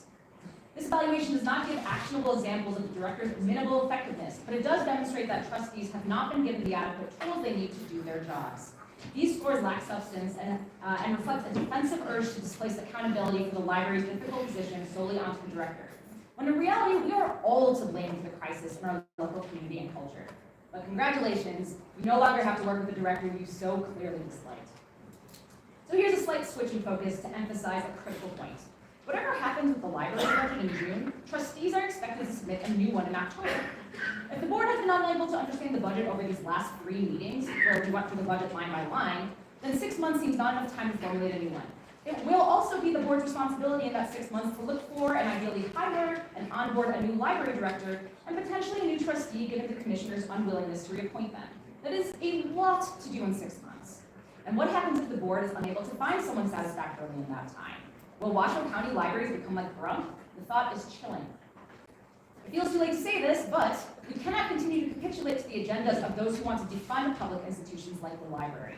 We need to take a decisive step to turn this tide and not allow divisive, destructive rhetoric to poison our public spaces and back us into these absurd dark corners. Had he not resigned, I have little doubt the Library Board of Trustees would seriously be considering, if not outright firing, the library director, at a moment when the library system is about to enter its biggest budget crisis in decades. I hope this is a nightmare we can wake up from. I hope we can find our way back to each other by rejecting the division in the room and holding ourselves accountable by supporting our cherished public institutions. Please remember, as trustees, your role is to fight on behalf of our libraries. We've gathered here because we care deeply about libraries. Washoe County Library System is at a precipice. With this latest news, it is that much closer to the edge. Don't push it over in the coming 6 months. Alvina, and I'm sorry, I can't seem to understand your last name, followed by Carol Cook, followed by Janet Butcher. Alvina? If you be prepared and waiting against the wall, please, to speak. Alvina?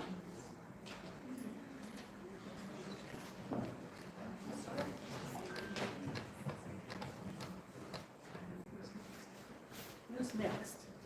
Alvina. Alvina, then Carol Cook. And then Alvina, followed by Carol Cook, followed by Janet Butcher. Her name is Elvira, and do that. Okay, it's hard to read.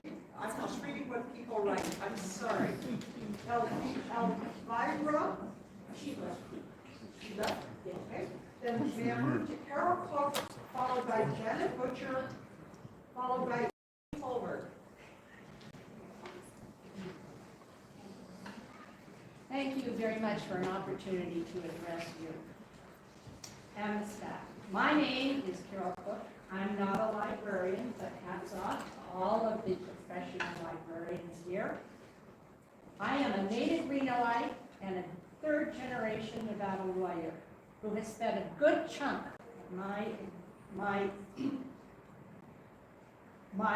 years as a lawyer representing employers and management in labor and employment matters, both advising them and litigating on their behalf.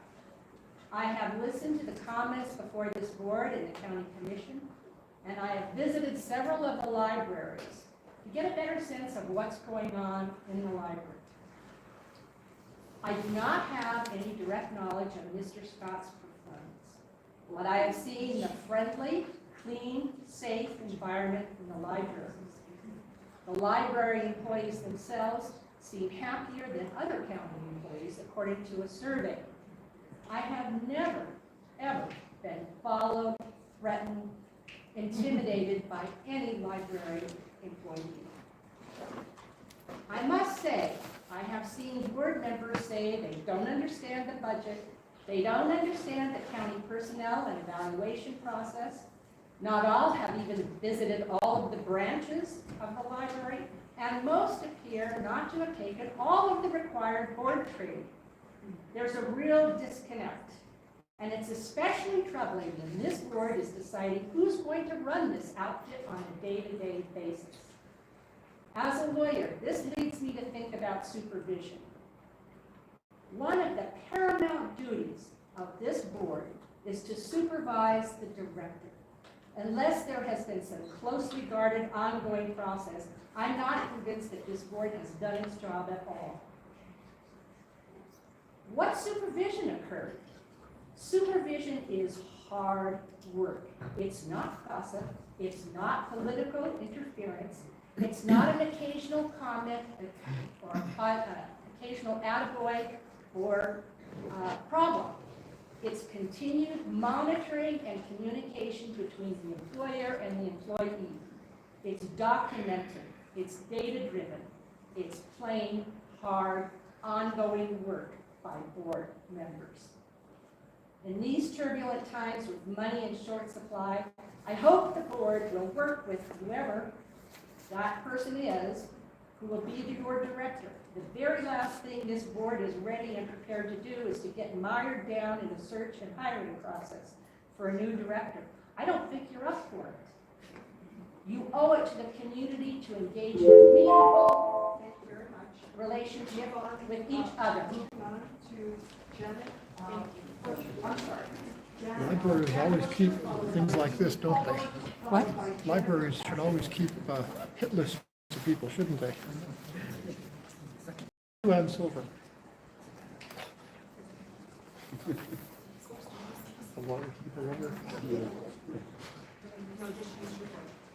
Janet Butcher for the record.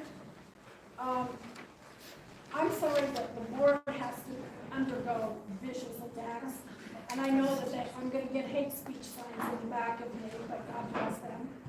I appreciate that the board has stepped up and become a guardian of the money. That's one of their tasks. Asking for fiscal, and that's FISCAL, responsibility is not hate speech. I believe you have a daunting task ahead of you, but I have confidence in what I've seen from this board in the last few months, actually, that you will be up to the task. I have looked at your resumes, I've looked at your backgrounds, and I believe that you will have the ability to do it and do it fairly. You know what you need to be looking for, and you know what needs to not happen. We don't need to have someone who has a personal agenda to set forth.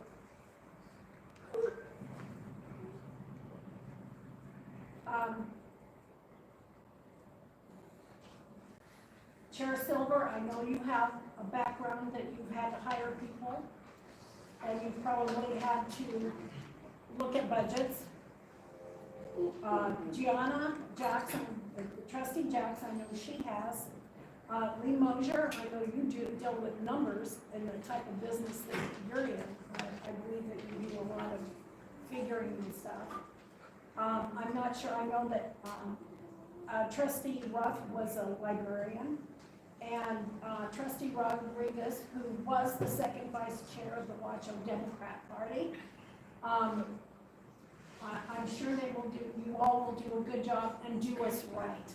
Thank you. I heard yesterday at the commissioner meeting how much people ripped into the fact that you guys weren't doing your job. You are doing your job, finally. Thank you.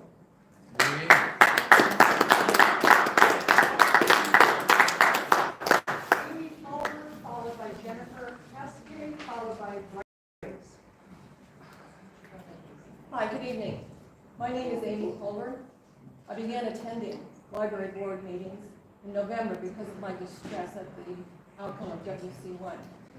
And because I had heard disturbing things and read disturbing things about the meetings of this body. I was shocked by what I found, but that's for a different night. Not you. You were to have been conducting tonight a 90-day evaluation of the director. There were possible outcomes on the agenda. The comments that I wanted to make are even more relevant now and even more urgent. You all need to think strategically. I have not seen that from you. First, we're about to enter a challenging 6 months, regardless of the outcome of what the director's evaluation was. If the commissioners decide to pass that budget with the staff recommendations for flat funding and for the board of this library board to work with the Board of County Commissioners to reimagine library services between now and October. Where's your leadership? You don't have any. You don't have any up here, and you just accepted the resignation of your library director, a very qualified professional. Secondly, searches for such important positions are costly and time-consuming. In my opinion, it would have been foolhardy to have dismissed him, to embark on this important work at the same time you're trying to put together a budget for the most challenging time that the library has seen over a long period of time. As with most professions, librarians are very well connected and very collaborative. This is not going to be a secret within the library world. and it will give many qualified candidates pause about working in such a hostile environment. Thirdly, you should be considering how the citizens of Washoe County and the libraries are best served. It's not by firing the director, but that water's gone. I urge you to think strategically. I was going to urge you to work with Director Scott, but that's no longer possible. I urge you to use the resources the county keeps offering you, and you keep rejecting because you know better than they do. Focus your collective skills and experience on developing a plan for library services that balances the budget cuts. You were appointed by the commissioners. You are, however, volunteer public servants accountable to us. We expect you to learn your jobs, to ask questions respectfully, and then act on that information. We expect you to work on our behalf in a professional, transparent, collaborative way. And just a full following of grace and then peacefully.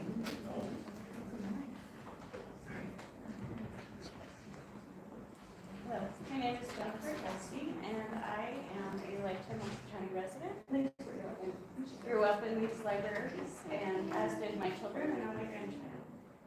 I love these libraries. It is particularly disheartening to come before you today, looking in from the outside. Washoe County libraries have been diminished by the demands of angry extremists who have become a depressing and discouraging fixture at these and other public meetings. The goal of these individuals is to destabilize, dismantle, defund, and, as stated by at least one of the contingent, altogether dissolve our cherished Washoe County library system. Through violence and intimidation, Dry Clean Story Hour has been cut off from library programming, despite being an enormously popular and successful event. Through intentional misinformation, WC1 failed at the polls, threatening the future of the library budget. Library business has been delayed again and again. Instead of centering the manufacturer, and here we have the, I'm sorry, I need to bring my glasses. The library scapegoat for the system. The system's current crisis, which plays exactly into these extremist hands. I was flabbergasted to hear that a trustee went before the Board of County Commissioners to advocate against the funding of the library system by asking for a few more weeks to go over a budget that has been explained in excruciating detail. For example, look at January's meeting where nearly an hour was spent on the budget, or further back in October 2024, when the budget was broken into large categories. Undoubtedly, the director and the library staff have a responsibility to the trustees to create presentations and keep the board well informed on the inner and outer workings of the library system. But trustees, too, have a responsibility to educate themselves and come prepared so that information brought by the director and library staff can be acted upon as opposed to examined for what comes off as the first time. There are ways for trustees to show initiative that don't violate the meeting laws. Whatever work the trustees are doing behind the scenes, we'd love to hear about the specifics. Whatever relevant educational resources the trustees have, we'd love to know. When we come to these meetings and read evaluations like the one today, what many of us find is not evidence of poor performance by the director, but evidence that the trustees have not been given the tools they need to thrive in this role, and are misdirecting their personal dislike of the director onto his job, rather than acknowledge a general failure of this entire process, involving the trustees, the director, the county, and members of the public to serve the library and the community. Jennifer Cole, followed by Colin Robertson.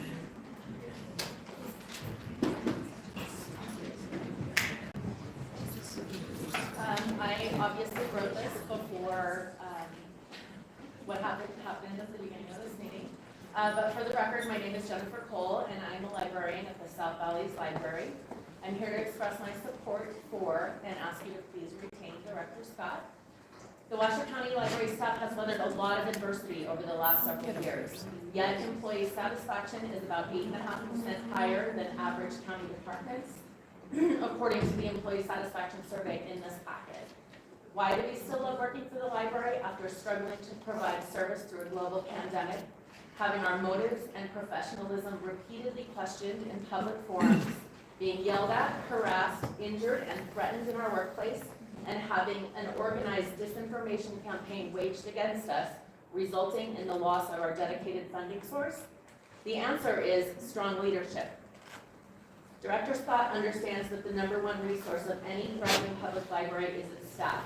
He supports us, trusts us, and allows us to do what we are here to do. Even more than pay and benefits, Washoe County Library employees answered that we are here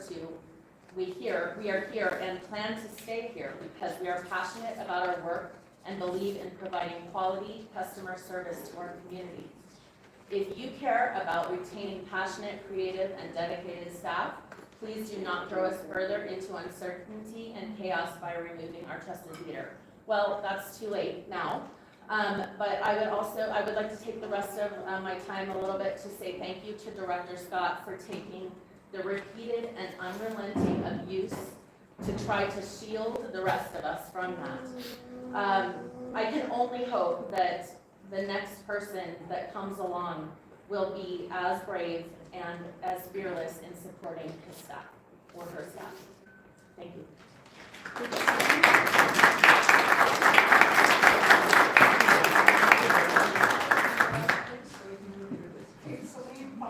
Colin Roberts. Before my time starts, am I using the microphone or just speaking loudly? Just speak loud if you don't mind, and thank you for the copy, which we'll see then. Kate, followed by Colin Robertson, followed by Candace Powell. Good evening, Kate Salim for the record. Over the past year, I've observed multiple concerning issues regarding this board that I believe warrant immediate attention. One, there have been instances where board members have seemingly had undisclosed conflicts of interest with individuals coming before the board. These relationships should have been revealed before deliberation, and ideally recusal would have been appropriate to maintain impartiality. Two, the board's understanding and adherence to open meeting law appears to be insufficient. The board seems to have a bare minimum understanding of OML. Thankfully, DA Kaplan has been in the room to course correct in preventing potential violations, but it leads one to wonder if there are other violations that the public are not aware of. Transparency and full compliance with this law are crucial for public trust. Three, the Director Scott review process is deeply concerning. Despite clear guidelines and prior assurances, this board based its assessment on events beyond the designated 3-month window, indicating a fundamental misunderstanding or intentional disregard of the proper procedure. 4, pursuing the director's termination before budget finalization risks significant and avoidable taxpayer costs, including recruitment and potential legal fees, as seen in other jurisdictions. This is fiscally irresponsible. 5, the public berating of Washoe County employees by board members reveals a lack of professionalism and an inability to collaborate and a failure to maintain appropriate decorum in public meetings. 6, this board has failed to maintain a safe and respectful public comment period by permitting verbal abuse, profanity, and racist and homophobic comments. Allowing this behavior despite posted restrictions creates an unsafe environment that undermines free speech. 7, we understand you are volunteers. This was a choice, and it comes with the expectation of fulfilling your duties responsibly. You weren't conscripted. In conclusion, these issues, undisclosed conflicts, potential open meeting law violations, a hostile public comment environment, unprofessional conduct towards county employees, a flawed director review process with potential financial repercussions, collectively paint a picture of a board that needs to significantly improve its governance and oversight. I urge you to take these concerns seriously and take immediate action to address them for the benefit of the library, its staff, and the residents of Washoe County. Thank you.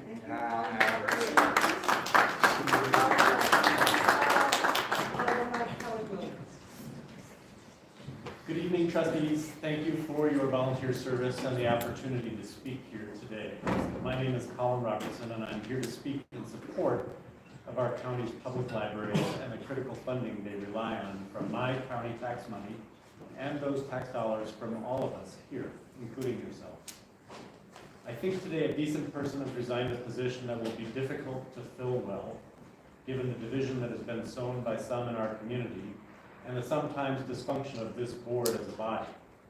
That's complicated, of course, but it's also simple. Some in our community want libraries to be about open, free access to information, ideas, and the very basis of knowledge. Others want to try to narrow access to learning, not expand it. Libraries are more than just buildings filled with books. They are civic and cultural hearts of our communities. They provide free access to information, technology, and educational resources for people of all ages and backgrounds. For many, the library is the only place where they can use a computer, print a resume, or get help with a job application. We've heard tonight about how our libraries support early literacy, offering story times and reading programs that help children develop crucial skills before they even enter school. How they serve seniors, students, job seekers, families, and lifelong learners, all at no cost. Libraries are safe, welcoming public spaces, something that's increasingly rare. In times of crisis, libraries have stepped up to distribute masks, food, evacuation safety, and even serve as emergency shelters. They're staffed by skilled professionals who help patrons navigate from research questions to housing needs and legal information. The current budget situation for the county is challenging, as I know you know. So I implore you, as the leaders ultimately responsible for our library services and our library's fiscal sustainability, to do everything in your power to advocate for the budget resources necessary to continue the vibrant operations like you've heard about here tonight. Given the county's budgetary situation, it's possible that the collections development budget of the library system in Washoe County will be reduced from $1.4 million to $55,000. Public access to the free Libby app alone, used by thousands of patrons, will be financially out of reach. You've accepted a resignation tonight. There is little more to do on that front at this point. Now you will need to do your jobs to steward our library system in the absence of that director. Please take that responsibility seriously. Be followed by Candace Powell, followed by Kelly Williams, followed by Jen Archer. Good evening, trustees. My name is Candace Powell. I had a very different comment written, so wrote this pretty quick. It's been a frustrating turn of events. Drag Queen Story Hour was killed through violence. WC1 was taken down by misinformation. And now, after all of the pressure, as long as I've been attending, we've lost our director. A small but incredibly loud group has succeeded through means I'm not willing to sink to. So I say this with all honesty. I really hope that the chaos can finally stop. All of their goals have been achieved. I hope this can stop. I hope this era of disruption, manufactured outrage, relentless attacks is finally over. Because this has taken a toll, not just on our libraries, but on the community. Our librarians have been through so much, and through it all, they've continued to show up for this community. They've continued to serve, to welcome, to adapt, and to do hard work of public service under enormous pressure. It's time we focus on them now. Let's give them peace, support, and the respect that they have more than earned. I hope we can all move forward with clarity, purpose, and support for the people who are still here and doing the work. Thank you. Followed by Kelly Williams, Jen Archer, and Laura Wade. Good evening. For the record, my name is Kelly Williams. Just was reminiscing today, and I was remembering the first time I walked through those doors upstairs. I was 12, and it was 1978, and I thought this was the most beautiful library I'd ever seen in my entire life, and it had to be the most beautiful library in the world. It was so peaceful and warm and inviting, and I just remember looking up and seeing the levels of books and bookcases. I was in 12-year-old heaven. I would find find books that would take me on adventures and places I will never see myself in this lifetime except in here. I would come here and scour the card catalog for books for writing assignments when I was in high school, and with the help of the librarians, they were always so kind, and I do want to apologize once again to the librarians for the unfortunate incidents with the card catalogs in 1982. I'm still very embarrassed, and again, I'm so sorry. That's a story for another time. So librarians are really, truly special people. Sadly, today I'm here, and I'm here in a place I found so much comfort and joy, and I'm sad to say it has turned into the most toxic environment I've ever been in. It's heartbreaking. The anger, the vitriol, the bitterness, and the hate are palpable. What a juxtaposition to my childhood memories. Still love the library, though. I'm not sure what happened to so many of the people in this room to cause them to hate the library like they do and want to see it to its destruction. It's mind-boggling. I would ask you to please do some deep reflection and ask yourself, what makes you so angry and so bitter? Destroying our library system will not fix you. Only you can do that. And like the sign on the door asks, be mindful of the energy you bring into this space. I love that sign. Thank you for putting it up, librarians. Thank you. Thank you. Followed by Ken Archer, then Laura Wade, and then Aisha Webb. Hello, my name is Jen Archer, here for public comment. I can't pretend to represent the views of all Washoe County here, or the library, or its employees. In fact, I know I do not represent the views of each member of the library staff, or everyone here. I also know that the views I'm going to express are not mine alone. There are significant problems in the library system. Perhaps foremost among these significant problems is among the staff and the board, and then also an incredible sense of anxiety. Where does anxiety come from? Uncertainty. There's a great deal of uncertainty about the future of the library, and there's uncertainty about the future of our community, of our country, and our planet. I'm here as a library lover. I have very fond memories of the library, and I do also want to add that this is one of the most beautiful libraries I've ever been to. And I try to visit libraries, any city that I'm in. I hate that I have to worry about the funding of the library, and that an institution like the library is going to just lose more than it already has been.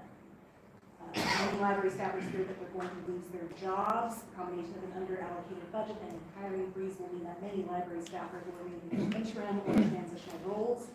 These are part-timers who want to be full-time. Interim branch managers who want to be branch managers, library assistants who want to be librarians. With the current tenor of anxiety, it's difficult for library staff to focus on basic operations, let alone programming, art events, technology, education courses, or storytelling. And yet they persevere. And then we worry that the library might lose hours of operation, or that they will lose staff. Some of the best and brightest have already left the library. The library is currently besieged by anti-intellectual and anti-altruistic forces. These forces cannot conceive of disinterested intellectual curiosity or disinterested generosity or kindness, and so they concoct ludicrous conspiracy theories. The library is not gripped. The library is a free space. Nobody has ever gone into library science thinking it's going to make them rich. They like helping children learn to read. Like me, I am a ESL kid. And reading, and then being able to read in a place like the library makes English. So it's very personal and important also. They provide free internet to job seekers.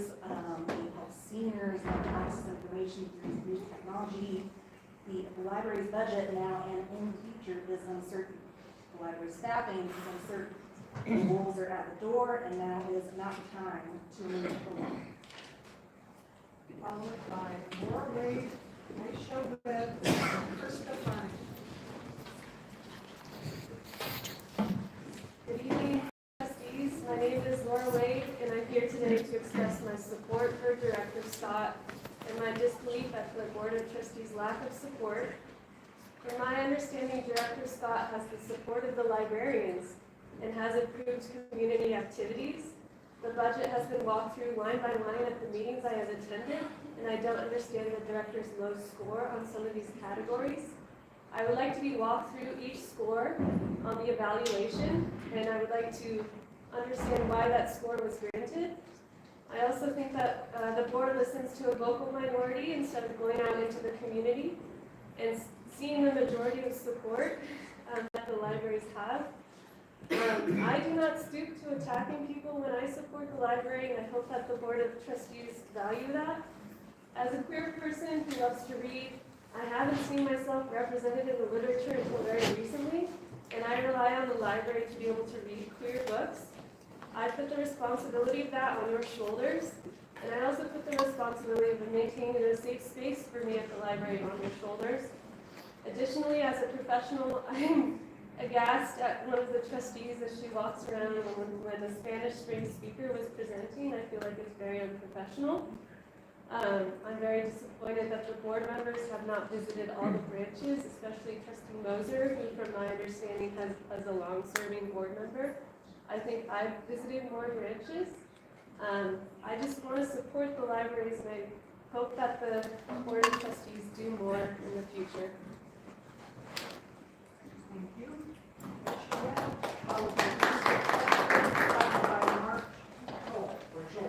Sorry. Hi, thanks for that for the record. I just want to say that I am deeply disheartened to learn about the departure of Director Jeff Scott and the apparent circumstances surrounding his exit. It's crucial to recognize without a forward-thinking and innovative leader like Director Jeff Scott, our programming and the diversity of our libraries will suffer. As you begin to search for his successor, I really urge the board to prioritize candidates who value the importance of diverse programming, especially regarding our queer community. I also wanted to express my discontent with the perceived weight given to the personal relationships in the 90-day review.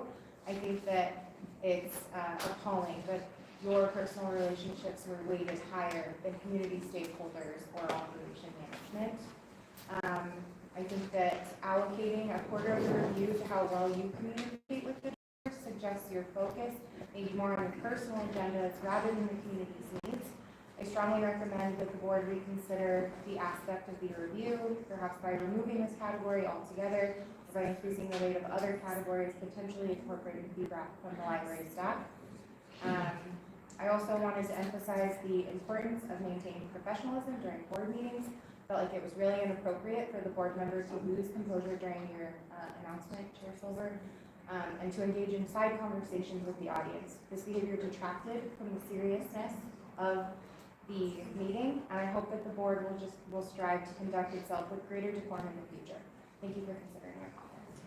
Mr. Bunyan, followed by Mark Joel, Jolie, and then followed by Bruce. Hello, thank you for the opportunity to speak today. This is Crystal Flanagan for the record. I've been living in Washoe County for over 10 years and I'm a former University of Nevada graduate. I've only been involved with these meetings for a few short weeks, so I can't say I'm familiar with the years of history between the board and Director Scott. I can only go off the report that is supposed to be discussed in today's agenda. I know given recent announcements, a lot of that has changed, but it's still worth talking about this report. And to put it very bluntly, this report does not inspire confidence in the board's processes. I understand there was at least one supportive comment from Scott, but the majority was not, and that is what I have to go on today. Despite the fact that Director Scott's accomplishments outnumber the slides listing his issues in that very same report, the board majority gives us the impression they are out for a witch hunt rather than supporting libraries the best they can. Why is the board pulling up issues from Drag Story Hour, a situation nearly a year old now, in a 90-day review? Why is the board criticizing language on Washoe County 1 rather than having spent time clarifying that language for the community? Why are board members posting on social media about how they don't want to fund libraries according to KPNR? It is not immediately clear where the board's majority's loyalties lie, but it does not appear to be with Washoe County libraries. The only thing immediately clear is that the board majority was more concerned over finding a competent library director rather than how to best support the library at a time when libraries lost $4.5 million in funding. And if that is not the most pressing issue to the board, what is? If you do not support libraries in their entirety, why are you here? Followed by Mark Joel, Jolle, Bruce Parks, and then Paul B.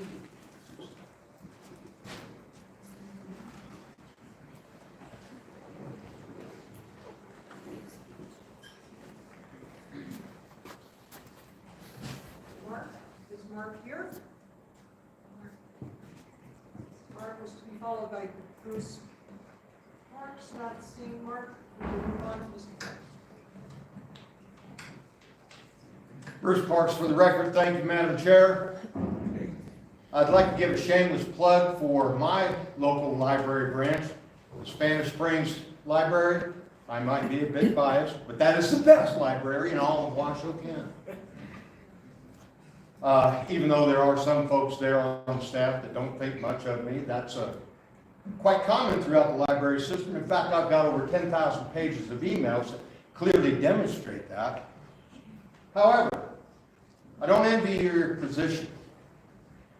Previous boards, and I've been doing this since 2018, previous boards of trustees abdicated their duties and responsibilities to the library director. They didn't take their role seriously, not like what I'm seeing from this board. And I, speaking for a lot of people in Washoe County, in fact, the vast majority, appreciate that. In your search for a new library director, I certainly hope that you will find one that has integrity, moral character, one that recognizes the authority of the Board of Trustees, one that is not openly disdainful of you and uncooperative. I've been here to these library board meetings and I have watched in utter amazement that you've requested information that it took 2 years before you people actually saw a budget, or at least financials. Did you see the budget proposal that was submitted to the county before it went? That's your job. I'll bet you didn't. Not your fault. You've inherited a mess. I was here when you asked for a meaningful evaluation process 2 years ago, December, in fact, 2 years ago. And you were hosed not just by HR, but by the county manager's office. You can't be effective in your jobs if you're not getting the support that you have to have. Again, I don't hold you responsible for what you're not getting. And you weren't getting a lot, just like members of the public do not know the whole story. I will not reveal those 10K pages of emails. It would be personally embarrassing to too many people. Know this, Board of Trustees, you have the support of the majority of Washoe County.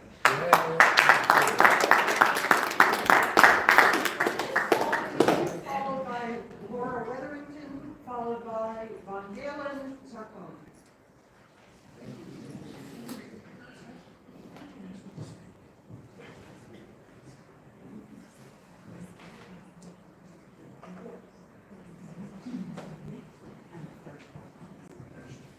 Paul, Pete.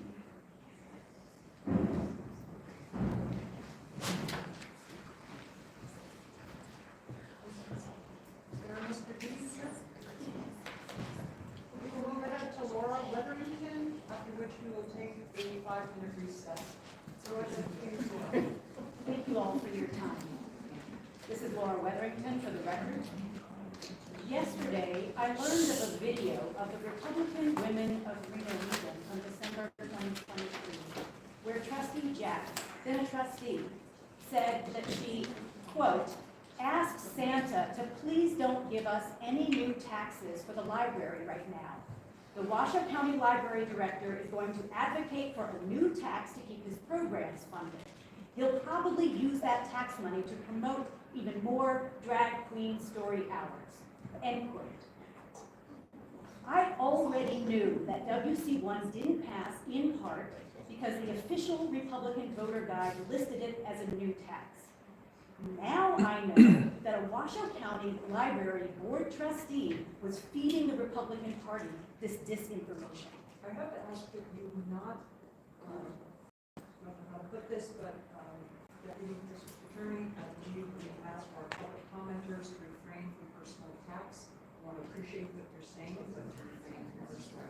I'm sorry, I voted and I called it disinformation. Is that a personal attack or is that just labeling?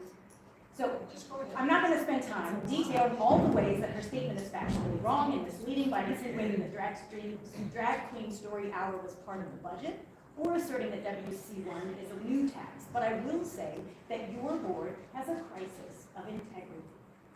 This is 30 years of library funding that Trustee Jacks helped torpedo through outright lying and misrepresentation. That's a definite accusation, so please go ahead. It will have to be up to someone else to answer the question of whether these deliberate false public statements constitute malfeasance under Nevada statutes and therefore grounds for trustee removal, but I raise the question here. I do not know the labor laws in Nevada, nor the board's regulations in hiring and firing the director. But I urge you all to study all applicable laws and consult with legal experts before you take any action on the director's position. From my vantage point, and I'm an occasional observer here, it looks like this 90-day evaluation creates a specious argument of incompetency in order to, in a time of county-wide budget woes, terminate the person with the deepest understanding of the staffing, budget, and constituent needs of the library. I suspect that at least one member of the board wants to do this in order to replace the director with someone who holds conservative social views and will mold the library's programming for that purpose, rather than serving the whole of the county's population. I therefore urge the board members to sign their names to scoring and commenting in future evaluations. You all wield a tremendous amount of authority, and I'd like to see each of you vouch for your assessments. I can understand anonymity when evaluating superior, but that is not the case here. I urge this as a taxpayer who does not want the county to wind up with additional hiring or legal costs to further a political agenda. Thank you. I will also enter into record the transcript from this video.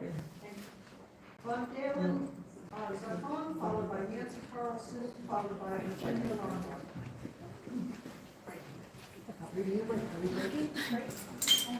I'm sorry, you're not breaking? Bathroom.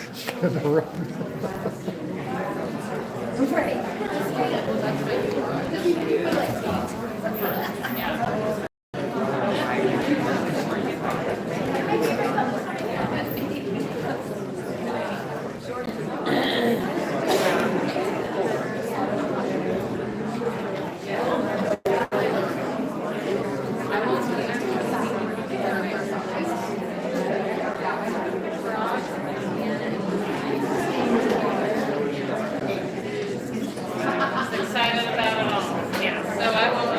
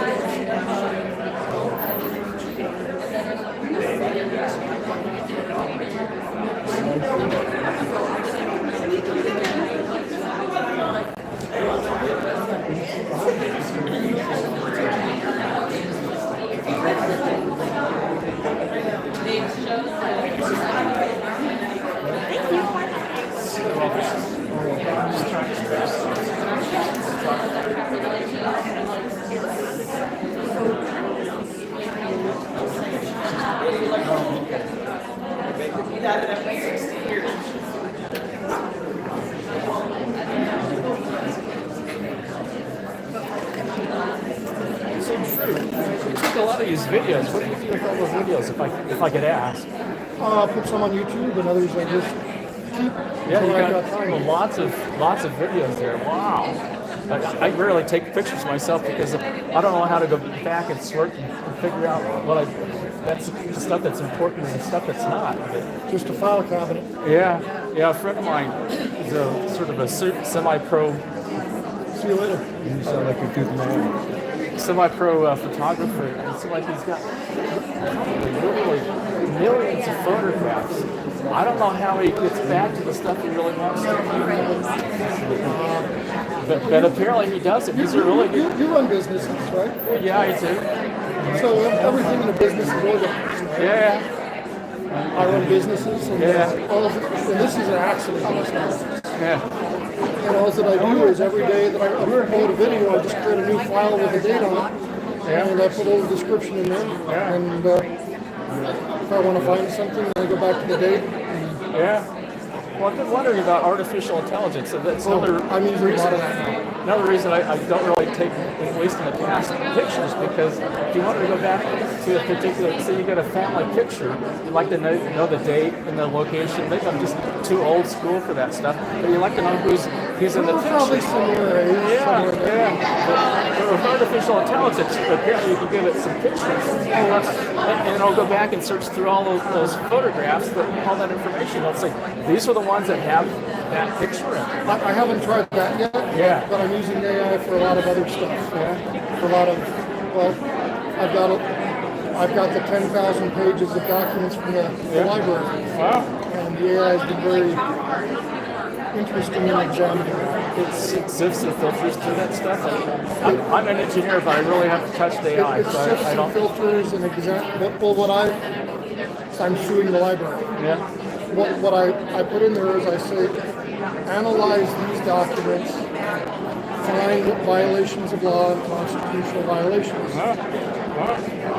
And it finds that stuff. Finds it and it writes it down for me. It finds the relevant case law and it says, this is the case law that's associated with this type of action. And it's amazing. Wow.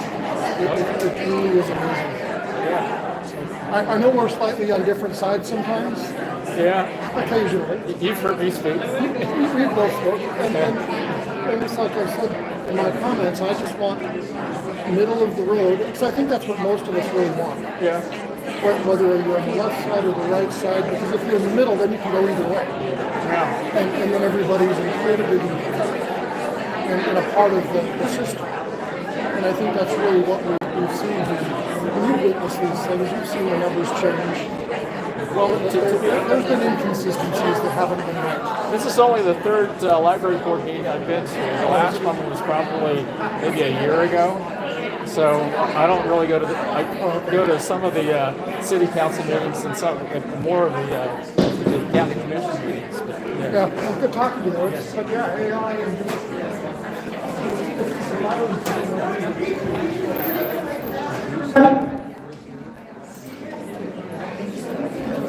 Thank you.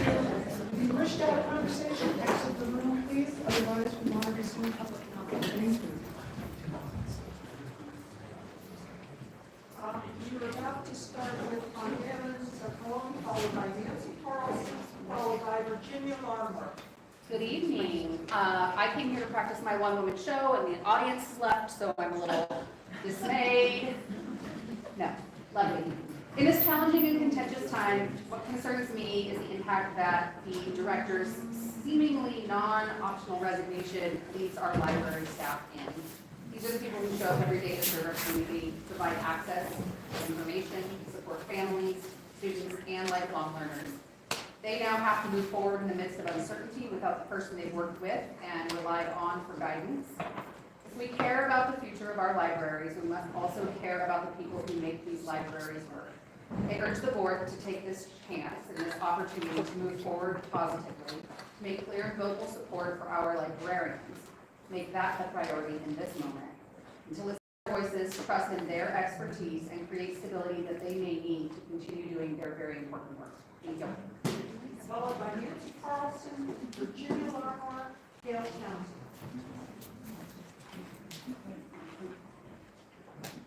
For the record, my name is Nancy Carlson, and I thank you for allowing me to speak today. I don't envy you your jobs, Ward. I know you're volunteers, and I know how hard you work, and I appreciate it. I know we all do. I've been a homeowner in Washoe County for 30 years. I don't consider myself angry. I don't consider myself an extremist or disruptive, and I don't own a pitchfork. But I have had some concerns about the way the library system has been running. question 1 on the ballot last November failed not because voters misunderstood the bill, but because the Washoe County Library System was promoting divisive and political issues that had not been consistent with the majority of the public's values. The fact that we love our libraries, yet rejected this bill, is a strong statement that must be heard by the Washoe County Commissioners as well as the Library Board. There is no place in our schools or our libraries for promotion of political opinions that run contrary to the beliefs of many of its citizens. Some of the programs supported by the board are promoted without the support of a large portion of the public, and this is an issue costing our libraries financial support. The publication, This is Reno, states that a large percentage of residents do not feel comfortable in our libraries due to a radical agenda pushed on the patrons. The failure to serve and respect all of us within our community is a serious issue. This will not encourage residents to financially support our libraries until we all felt heard, especially when the county has a $27 to $85 million deficit, which I've heard both numbers. We can do better as a community, and we can support all of our trustees in their efforts to find a replacement for Director Scott. Thank you. Dale Townsend, then Jean Griffin.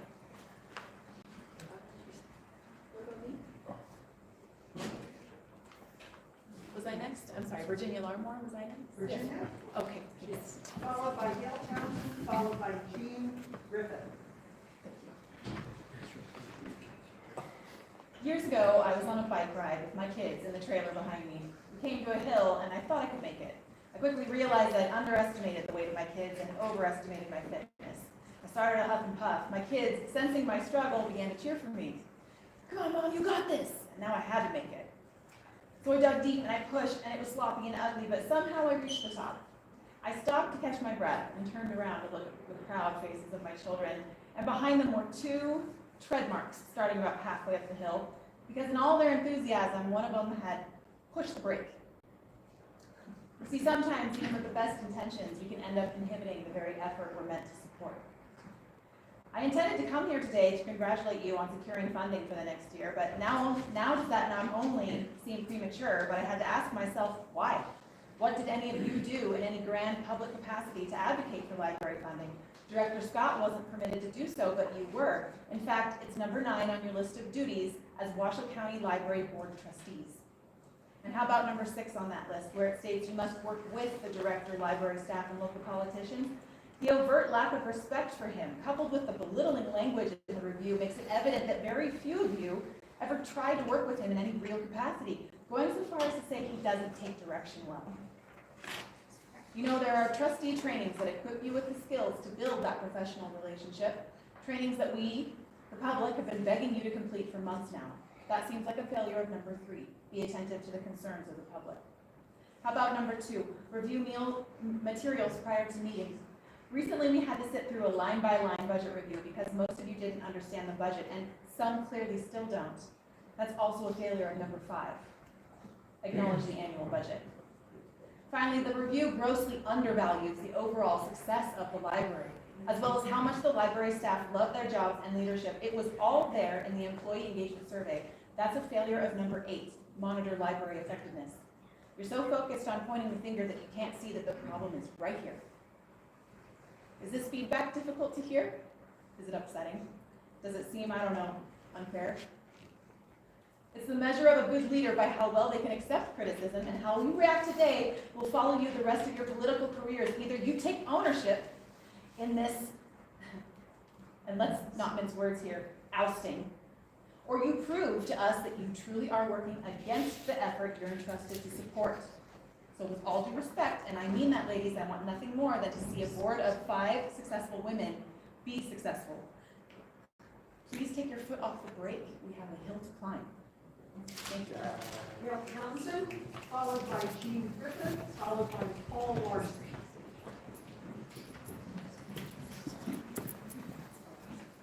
Dale Townsend for the rest. I come to these meetings because I support the library. an idea and an institution that was championed by the founders of our country. Libraries are an asset to the community. They are a place where everyone is welcome and where current librarians work very hard to provide services to patrons throughout Washoe County. To the extent that people, the trustees, the director, the librarians, support the library, I support them.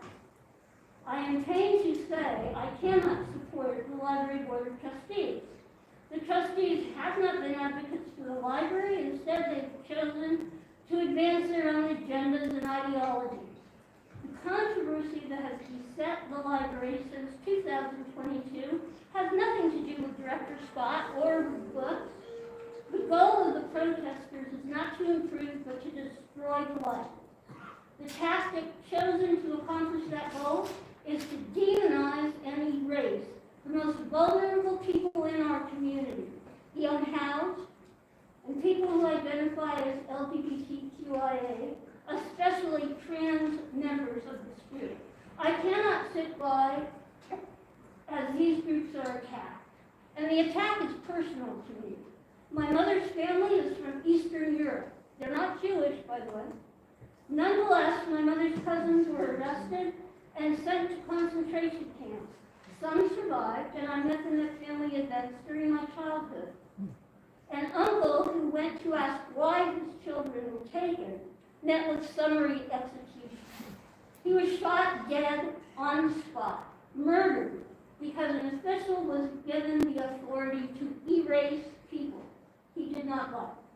I take the words of Martin Niemöller to heart, and I know it is my duty to protect and defend and stand with the erased, even if I'm not a member of the group singled out for years.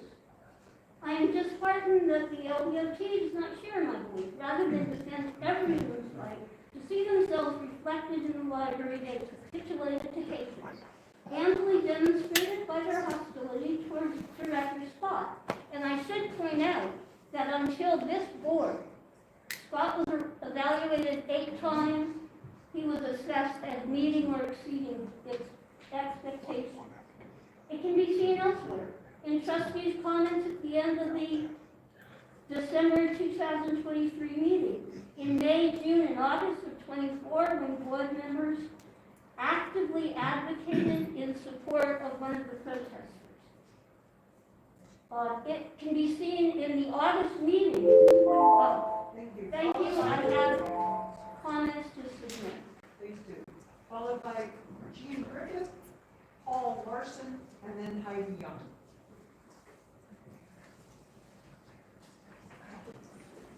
I may falter through some of this because of the events.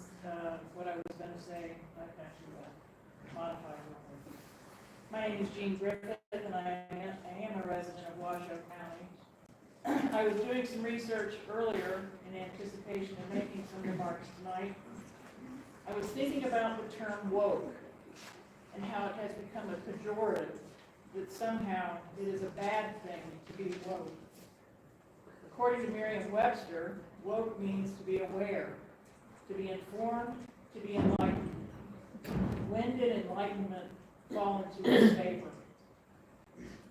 Somehow it is woke to not want to ban books.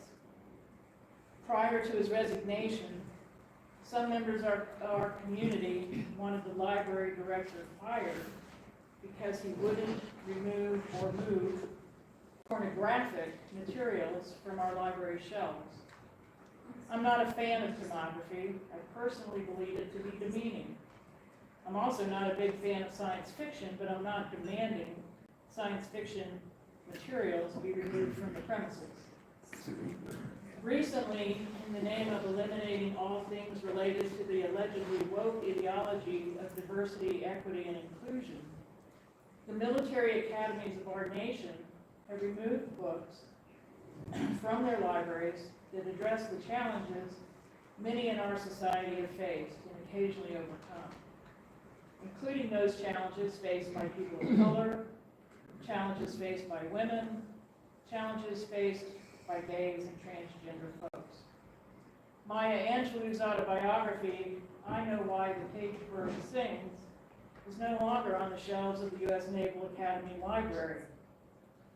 You know what book remains there? Mein Kampf by Adolf Hitler. Today, some people wanted to fire our library director because he wouldn't get rid of what they deemed to be pornography. Next month, they may want to fire his replacement because he or she won't remove works by James Baldwin, or Alice Walker, or Salman Rushdie, or Margaret Atwood, or even Harper Lee. I began with a reflection of the meaning of woke. The reason for that is this. Folks who want to ban one type of book will not stop there. There will always be something they find offensive. To the members of the library board, you have the power and authority to stop this nonsense once and for all by supporting whoever his replacement is, someone who will demonstrate a commitment to providing a library system that ensures our community has the opportunity to remain fully informed and, dare I say, enlightened. Thank you for your time. I call upon Paul Larson.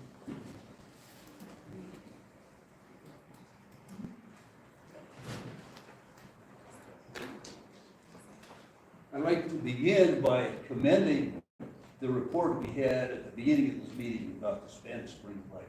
That was so encouraging. The importance of the library for the whole community, not just the books, but the many different media, the social activities, the interaction with the old and the young. It's indispensable. And I remember when this library was first being built back in the mid-60s, the thrill that we felt. You know, this was like science fiction to us. Same time they built the planetarium of the UNR. And they built the Getchell Library, which that's already been repealed and replaced, you know. But Thomas Jefferson said they staked the full faith of this system they were creating of control by the people on the ability to be properly informed, that they would have the wisdom with the proper information to make sound and wise judgments to rule the country. So when I hear lies that we want to dismantle the library system, that we're violent against people, that we're somehow book banners, that we're some kind of Nazi book burners, live not by lies. And that's what those are. Make no mistake. When I hear that they're assembling dossiers on people for simply speaking their opinion about something that we have every right to talk about, that is fascism. That is doxing. That should be. And but unfortunately, so 98% of the work of the library has nothing to do with all this political nonsense. There's too much work to be done to stock libraries, to take care of the facilities, like we heard about, cracks in the foundation. My God, that's got to be addressed. And you know, the community outreach, things for kids, literacy, people to learn the language, you know, from the immigrants of the country. This is important. We don't have time for the political foolishness. Please, I say, let's drop all that and go back to our core values of what a library is. We have to have it. We need it. We love our libraries.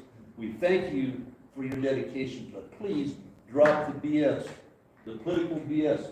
It's infiltrated the law, journalism, education, medicine, every aspect of our country. It has no business there. Get back to our core duties. And I thank you.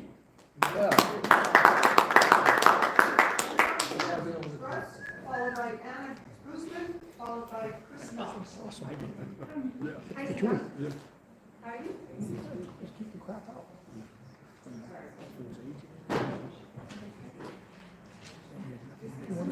Can you say the name again, please? Okay. Thank you, I'm sorry. It's hard to hear, so it's been a difficult way to hear everything today. Hang on 1 second. Heidi, followed by Oma Bruce, Gruss, followed by Anna Guzman. Thank you, please. Hi, my name is Heidi Young, and I'm a resident of Washoe County, and I use the North Valley Library on a regular basis using all kinds of their services. I'm speaking today in support of funding the proposal that's being folded to fund the library throughout the rest of the year. We can't allow our libraries to be cut down to only 2 days a week and cut our staff. As a parent whose child uses these programs, I find them necessary, and I find it necessary that we support our libraries and continue to fund them to protect our future. Please remember who is getting hurt when we cut funding. It's our future and our children. Hold on. I'm sorry if I'm mispronouncing. Followed by Anna Guzman, followed by Chris Knox, followed by Vida Gomez.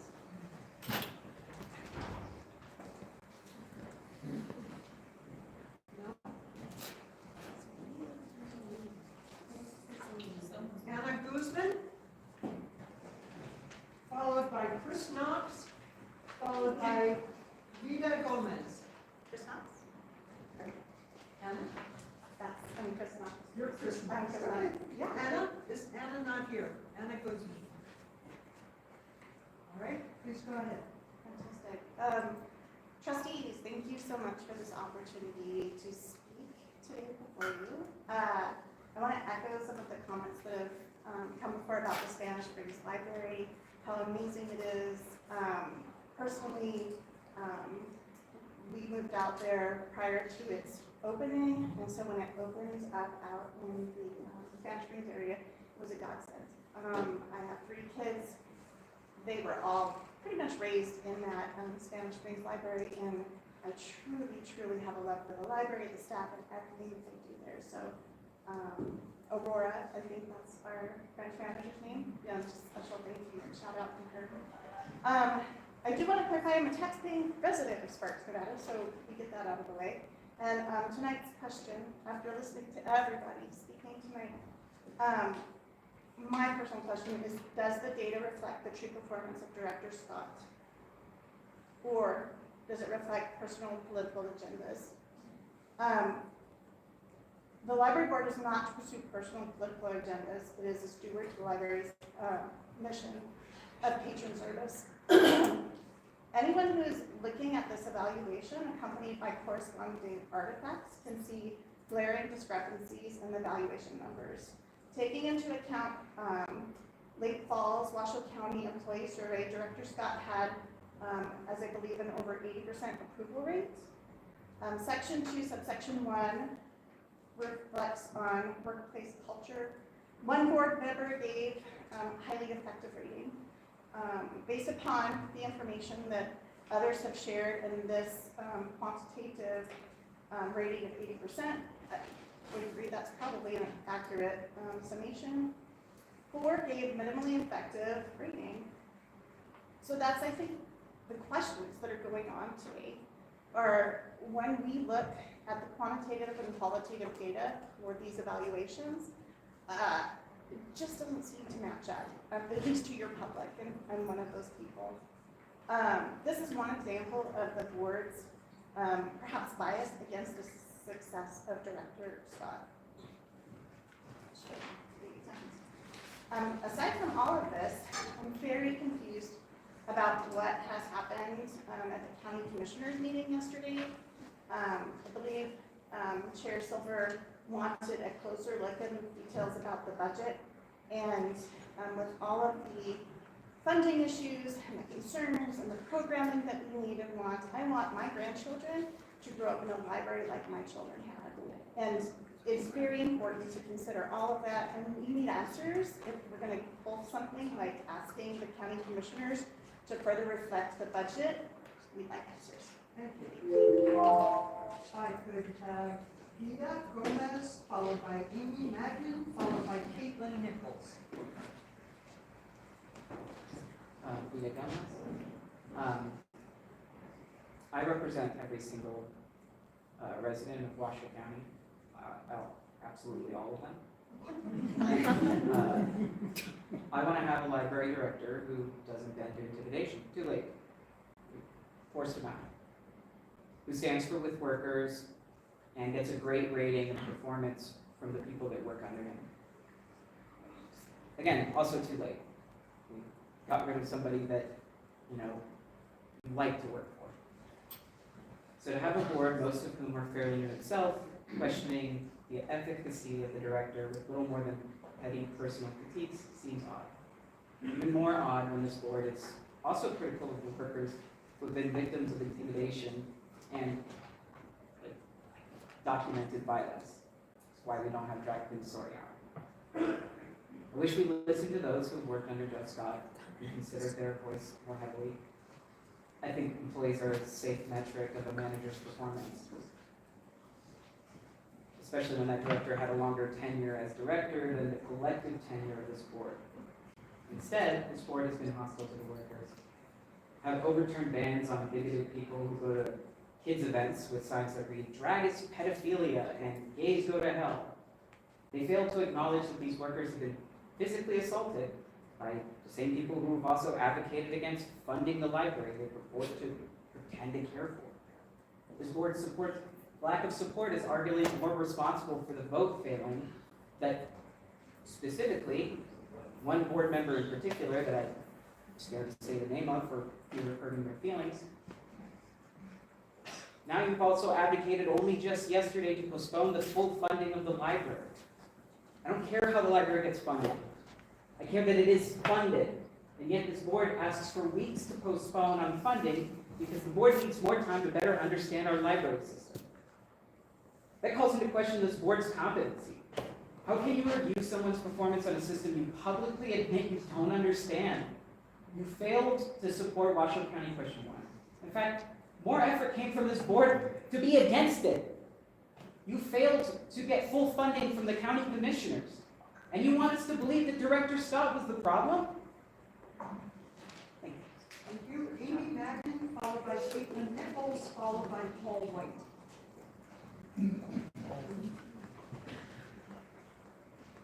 Amy here? Amy is not here. We will next go to Caitlin Nichols, followed by Paul White. Hello. Do you guys hear me? Okay, wonderful. My name is Caitlin Nichols, and I'm a taxpaying resident of Washoe County. I live close to and use the Spanish Library, and I also use North Valley Library. I absolutely love the library, and it's fun. I even brought some of my library books I rented with me today. I'm a huge supporter of the library, and I believe we need to continue funding at all costs. I know fellow voters failed to approve a funding mechanism that would have allocated money collected by the county to the library system for 30 more years. The language in the ballot was confusing and at a reading level above a lot of adults in America. It's no secret we have a literacy crisis in the United States. I know my voters, my fellow Washoe County voters, would have passed the measure if they truly understood what was being asked of them. The measure was not a new tax imposed on the residents of Washoe County. The library system must continue, and we cannot allow it to drop down to only 2 days a week and staff-wide cuts. This would be disastrous for everyone. It also makes us look bad as a community and would likely lower home values, only having libraries open 2 days a week or less. Please approve the proposal that has been floated that would fund the library for at least another year, or the end of the year. Please find a way to continue to fund the library every year at sufficient levels. 55 grand a year is a joke. The budget should be in the millions to serve the entire community and support staff. Please find ways to increase funding and increase staffing levels. The libraries are a vital part of the community. The libraries are for everyone. Even if you don't like the library, they're for you. Also, please prioritize selecting a new library director who values diversity, cares about all patrons, including LGBTQ+ patrons, the unhoused, etc. Also, who fights book bans, who's really a champion for the libraries. And please support this new library director, whoever they are. We need strong, competent leadership in these tumultuous times. I know your job has gotten really tough in the last few years. Please continue to fight for the community. We absolutely need funding for the libraries and just more funding in general. Thank you for your time. Paul White, followed by Fred Meyer, followed by Trista Gomez. Paul's not here. Mr. White is not here. No. Followed by Fred Meyer, followed by Trista Gomez, followed by Alex Miller. Fred Meyer for the record. Thank you for hearing my opinions about all this. I came here like everybody else and I was surprised. I'm glad he stepped aside. I appreciate what you're all doing. There's only one person here from when I first started coming to these meetings and paying attention to what's going on in the library. There's 4 new people since then. And I believe everybody has gotten a taste of the Jeff Scott culture, and there's a culture throughout the library system that he helped create. It may have been here before. I wasn't involved before. I don't know for sure, but it sure seems if it was here before, he was very much about it and wanted to keep it intact and keep close control over it. And he did a good job of that. But he did not listen to his constituents, us, the public, and we felt it was very unfair. We weren't getting heard. You know, we were requesting things that we thought were reasonable with books that are age appropriate, where they belong in the library. We still want that done. We're not going anywhere. You know, everybody wants to act like their hair's on fire here. It's kind of like when Trump got elected to me. It's like they're freaking out. It's like, no, this is great. This is a cleansing. We needed this, and this is fantastic that this is happening. I appreciate you all. You're working for free. It's a hard job. It's thankless.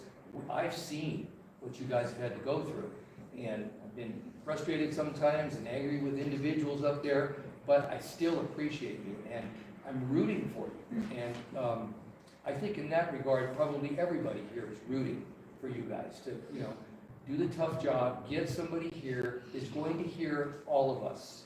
And also, you know, these folks that work in this system here, they need to realize it's not theirs. It is all of ours. They have acted like, and we have felt like, some of us here, like it's theirs, and you know, they're sort of sharing it with us. It's like, it doesn't feel right. And we would appreciate a more open, inviting environment. My wife Googled the library system just as we were sitting here. My picture still comes up on that sheet for, which was total bogus, and we went through all this, and I won't go through it again. I was found innocent, but why is my picture still there? You know, although it is a good picture. I'd appreciate it being gone, and thank you for your time. Followed by Trista Gomez, Alex Mills, and Jude Slider. Trista's gone. No, I'm here. Oh, you are? I'm sorry. I just moved. Just moved to the back. Trista is here. I'm here. Yes. I've redone my comments several times since I've been sitting there listening to everybody, so I'm going to say something different. A couple facts, right? I was 18, I think, when that original bond passed. And it was super exciting because we were going to get libraries where we didn't have libraries before. And that was great because those libraries were built, and those were huge, huge capital expenses. And so all of those libraries were built. We had, you know, infrastructure costs a huge amount of money. We're seeing that now because we don't have infrastructure in like a lot of giant library building, right? So we don't have that. So all of that infrastructure was built. I was very excited. Loved the library. Everything's great. And then over time, just in the last little bit, and you know, and I say I have old kids and I have young kids, and my old kids, we loved the library. I never had an issue ever taking my older kids to the library. It felt safe, it felt good. When my younger kids started to get to the library, and they're 17 to 19 now, it started to feel like I had to hold them. I had to figure out where they were going. I had to figure out what they were seeing. I'm listening to impassioned pleas. And I wonder if the answer is to understand that we all are regular people with maybe differing views that really want maybe the same thing, and that's a functioning library. Now, what we're disagreeing on is what the functioning library looks like. And I would say the functioning library doesn't cause these polarizations that I'm seeing this tonight, I'm listening to this. Every time I've been to a library meeting, you see these polarizations. And I'm wondering if a neutral, measured person who really understands everybody, but also doesn't placate to maybe one side or another, which I think that maybe is what a lot of us have seen over the last 10 years. Maybe that's what we're hoping for. Ann Silver, thank you. I'm going to say thank you for the measured fiduciary responsibility that you had at the commission meeting yesterday. Thank you. Because the whole budget, the entire county budget is in a crisis right now. We're and I think it's a little bit different now. They have a tentative budget, $27 million in the red every year for the next 4 years. Every county department is looking to have to cut. Every county, we have record revenue, we have record deficits. They're trying to figure out why. And what was disturbing was the county, I didn't see any cuts to the library. Leadership requires you to look at the whole picture and then respond to the whole picture. The whole picture was, it's a divided population. The whole picture was, every department has to cut. The whole picture is, we've accomplished what we needed to accomplish with those bonds, and we may not need all of that money anymore. And so, thank you. I appreciate the work you do. I don't envy the job that you're in, and I hope we find a phenomenal director. We will move on to Alex Milton, followed by Jude, followed by Keith. Is Alex here? Alex? Alex went home. Alex? Okay, that brings us to Jude. Jude, are you here? Yeah. Please step forward, followed by Keith Fernandez, followed by Penny Brock. Hi, my name is Jude. I'm a lifetime resident of Washoe County, and I love our libraries. I just want you to reflect on what you did today. You changed a man's life. You changed his family's life.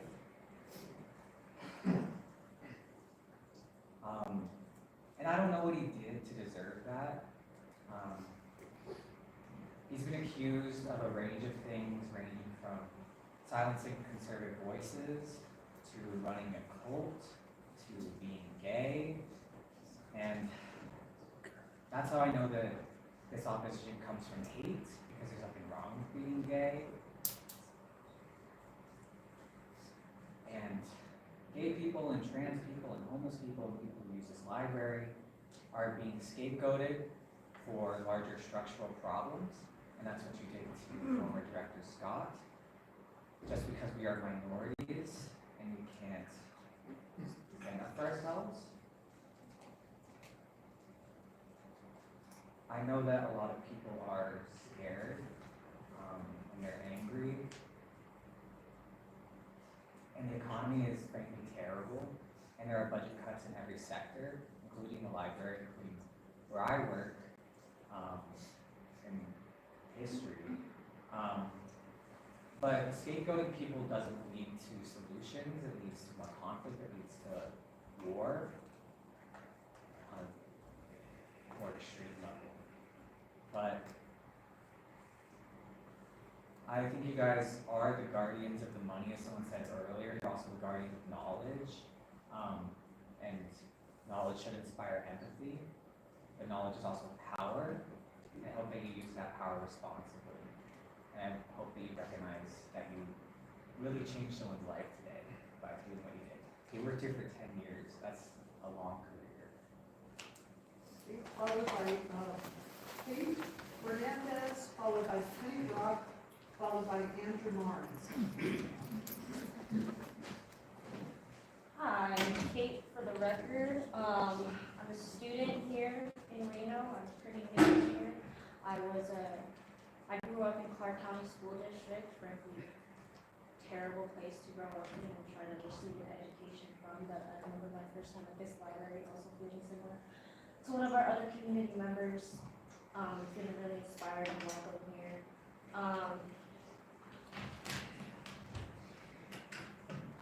There's not much left to say. The decision's been made for us. I'd like to highlight what's already been said about the dysfunctionality of this board. How irresponsible it's been to go through this. Some people here, a lot of people would like to say they feel underrepresented, behind me. But I sit in the front of me. on this board, looking at me, nodding and smiling. I mean, they care or they can listen. And I'd just like to point out that I think a lot of us don't feel like that's the case. And as supposed stewards of community information and appointed guardians of these beloved cultural hubs, if this is what you want, then so be it. But the people, as God willed it, will reassert their existence. And if maintaining this illusion of safety is what you want, then you can make that bet. But you are guardians of the money. And I'm glad that we can establish that that's what a lot of us here care about. And it's so obvious how uncomfortable we are talking about people that exist, and how comfortable we are in our understanding of the world. And I just like us to all sit with that. And I don't want to use my last minute. Penny Brock, followed by Andrew, followed by June. Hi, Penny Brown for the record. I go to the county commission meetings. I appreciate Chair Silver, what she said yesterday. It was a budget meeting, and in that budget meeting, the budget for this fiscal year is $1.2 billion. Out of the general fund, the library got $12 million to pay salaries, everything. Okay. There's 26 different departments. They all have a budget given to them out of the general fund. Those budgets are not being cut at all for any of the departments. The library is not being cut. For this next fiscal year, I'm happy to tell everybody they're getting their $12 million. The libraries will not close. The staff, unless they've overhired, should not be fired. So this is all good news. The library's just fine financially. So please stop saying there's a fiscal crisis. That's a lie. That is not true. Also, yesterday at the commission meeting, they had an audit report on the library for the handling of cash. It was buried in the consent items. But I brought it to the attention of the county commissioners. Jeff Scott signed off on it. They did not give the library board a copy of it. The commissioners were shocked at that. It shows the incompetence of Jeff Scott in handling cash that comes into the different libraries. That is very serious. So as I sat there, I wondered what else was he doing with the finances of the library in the budget. So I'm glad that the board is going to be looking at that. It's hard to get that information, but hopefully the attorney here can help you get that. Because we as citizens can't, even though we're supposed to under a public records request. There's a lack of transparency. Therefore, you cannot have accountability if there's no transparency. So the other thing is, at the meeting yesterday, it came out about the bond that just ended, the 30-year bond. It ended. It's called a sunset in the NRS. It could not be renewed. You had to start over again. Over again. So that line needs to be dispelled, that could continue, because it couldn't. It had to be a new tax. So I came up here, I wasn't going to speak, but I wanted to get certain things on the record to give those out there are concerned that the budget's only going to be $55,000. Where did that come from? That is an absolute lie. Thank you very much. Thank you. Andrew Martin, Julie, followed by Julie Coleman, who is on this page, the very last person who's checking out. Go ahead, please. Okay. All right. Good evening. My name is Andrew Marins. I'm a library assistant too at the South Alleys branch. I'd like my comment to please be added to the record. My wife and I were in our hotel room in the French Quarter in New Orleans and about to fly back home from vacation when we found out that WC1 didn't pass. I can still vividly remember the cold sweat on my forehead, my heart rate quickening, and losing the feeling in my fingers, the telltale signs of an oncoming panic attack. Waiting in line at the airport to check my luggage, my hands felt like lead weights as I texted my supervisor, "Does this mean I'm going to be fired?" She told me to put it out of my mind as best as I can, that nothing was set in stone, and there was no point in worrying about things I have no direct control over. It wasn't just the time change from flying across country that made that day one of the longest and most miserable days of my life. In the more than 5 months since that day, even when taking that advice to heart, I've never truly stopped worrying for my colleagues or our patrons. And then last week, our branch manager sent out a group text informing us that a proposal had been put out to fully fund the libraries for a year and avoid layoffs. Do you know what it's like to finally exhale after holding your breath for 5 months straight? Because even with that profound relief, I still wouldn't wish any part of that experience on anyone. But our work isn't done yet. I hope the Board of Trustees and library staff both use this opportunity we've been given to chart a new, better path forward. There's no better time than right now to channel what we're feeling into crafting sound, long-term plans for the library system. And how can we, as staff members, better show you what we need, especially as relating to Chair Silver's comments to the Board of County Commissioners yesterday. The library budget has been discussed at every single Board of Trustees meeting since at least December, if not further back. If any of you need something from us to help expedite the next steps, then please name it. We are at your service here. Help us help you. I know I would hate to see the board get bogged down in granular details when we are so close to getting over the finish line on this. And getting a new measure placed on the ballot next year to guarantee library funding for many years beyond this temporary solution should also be at the very top of both of our to-do lists. And on a final note, to the public commenter who expressed their desire for a brand new North Valley's library, I would respectfully ask them if they voted no on WC1. If they did, and I have a strong suspicion this particular person did, then congratulations, you got exactly what you voted for. My colleagues and I look forward to working with each of you. Thank you for your time. Thank you. Brianna? No, Julie, I'm back there. Julie. Thank you. Mike seemed to work for Andrew, so I'm going to use it as well. I am Julie Olin, I'm the branch manager at South Valley Library, and I want to clear up a couple of things and ask a couple of questions. There is a fiscal crisis. Don't listen to somebody who says there's not. If you were at the BCC meeting yesterday, you heard Commissioner Clark and Commissioner Andreola both say they would not support the $1.3 million from the general fund that was going to be given to the library as part of their proposal from the county manager's office. 1.3 million there. They said 3.3 million out of the expansion fund would be able to be used this year, and then it's gone. That is a fiscal crisis. That is over $4 million. We operate with all of that money, not without the 3.3 or the 1.3 that the commissioners have clearly indicated they will not be supporting. Additionally,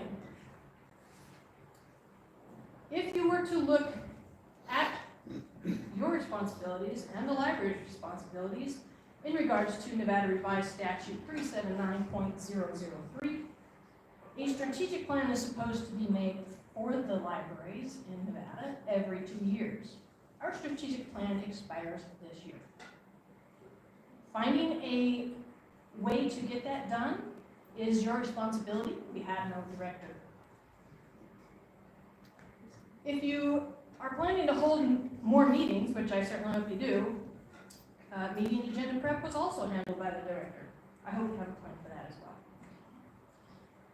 And of the $1.something billion in the county, the library gets 2% or less. And that is not a lot to do everything that we do. So my question is, what is your plan? What is your solution for each of these problems that we now have in addition to the challenges that we've been dealing with for quite a while now? And thank you.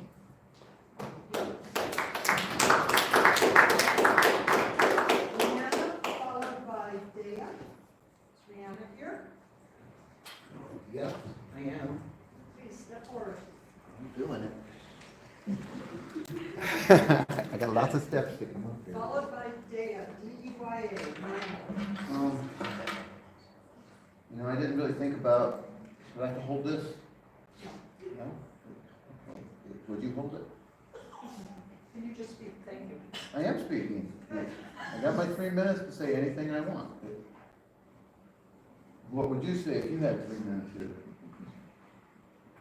And that's all you had, to represent all the feelings that you have about everything that's involved. And then to be negated by certain people that disagree with your existence and don't want you to be a part of a world that is truly united. How can I believe in the flag being posted straight up and not feel like I'm in distress? I can't park my car in the streets. When I came in here today for the first time, I've been in the North Valley's library. When I came in here today for the very first time, there were so many possibilities. And, you know, I can't see this not happening, be here with as much of everyone's culture and everything that involves all of us. When you omit somebody, you make them a second-class citizen. I don't know who omits what. That's not for me to question. You ask yourselves that, and ask the people who are asking you to do as they say, or try to look at it from a new perspective. We've all grown up with something that is completely different than someone else. Every one of us is our own unique, beautiful being. Let's put that together, and then I'll have 1 minute of silence if I may have, please.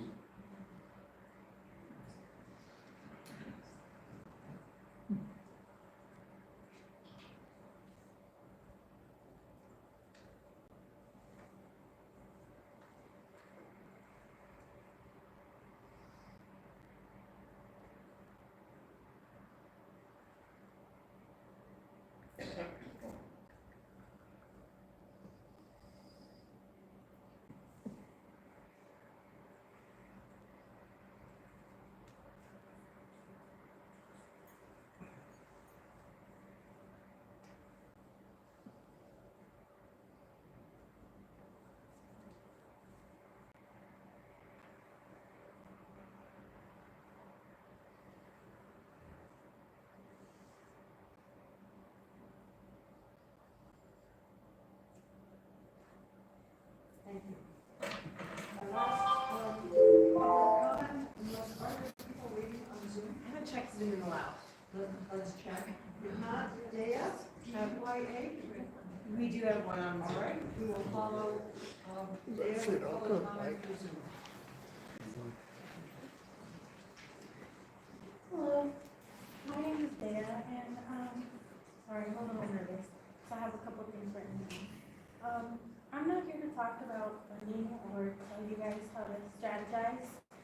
I'm actually here to talk about my experience as an everyday people person, being here. I know every corner of this library. It's my safe place.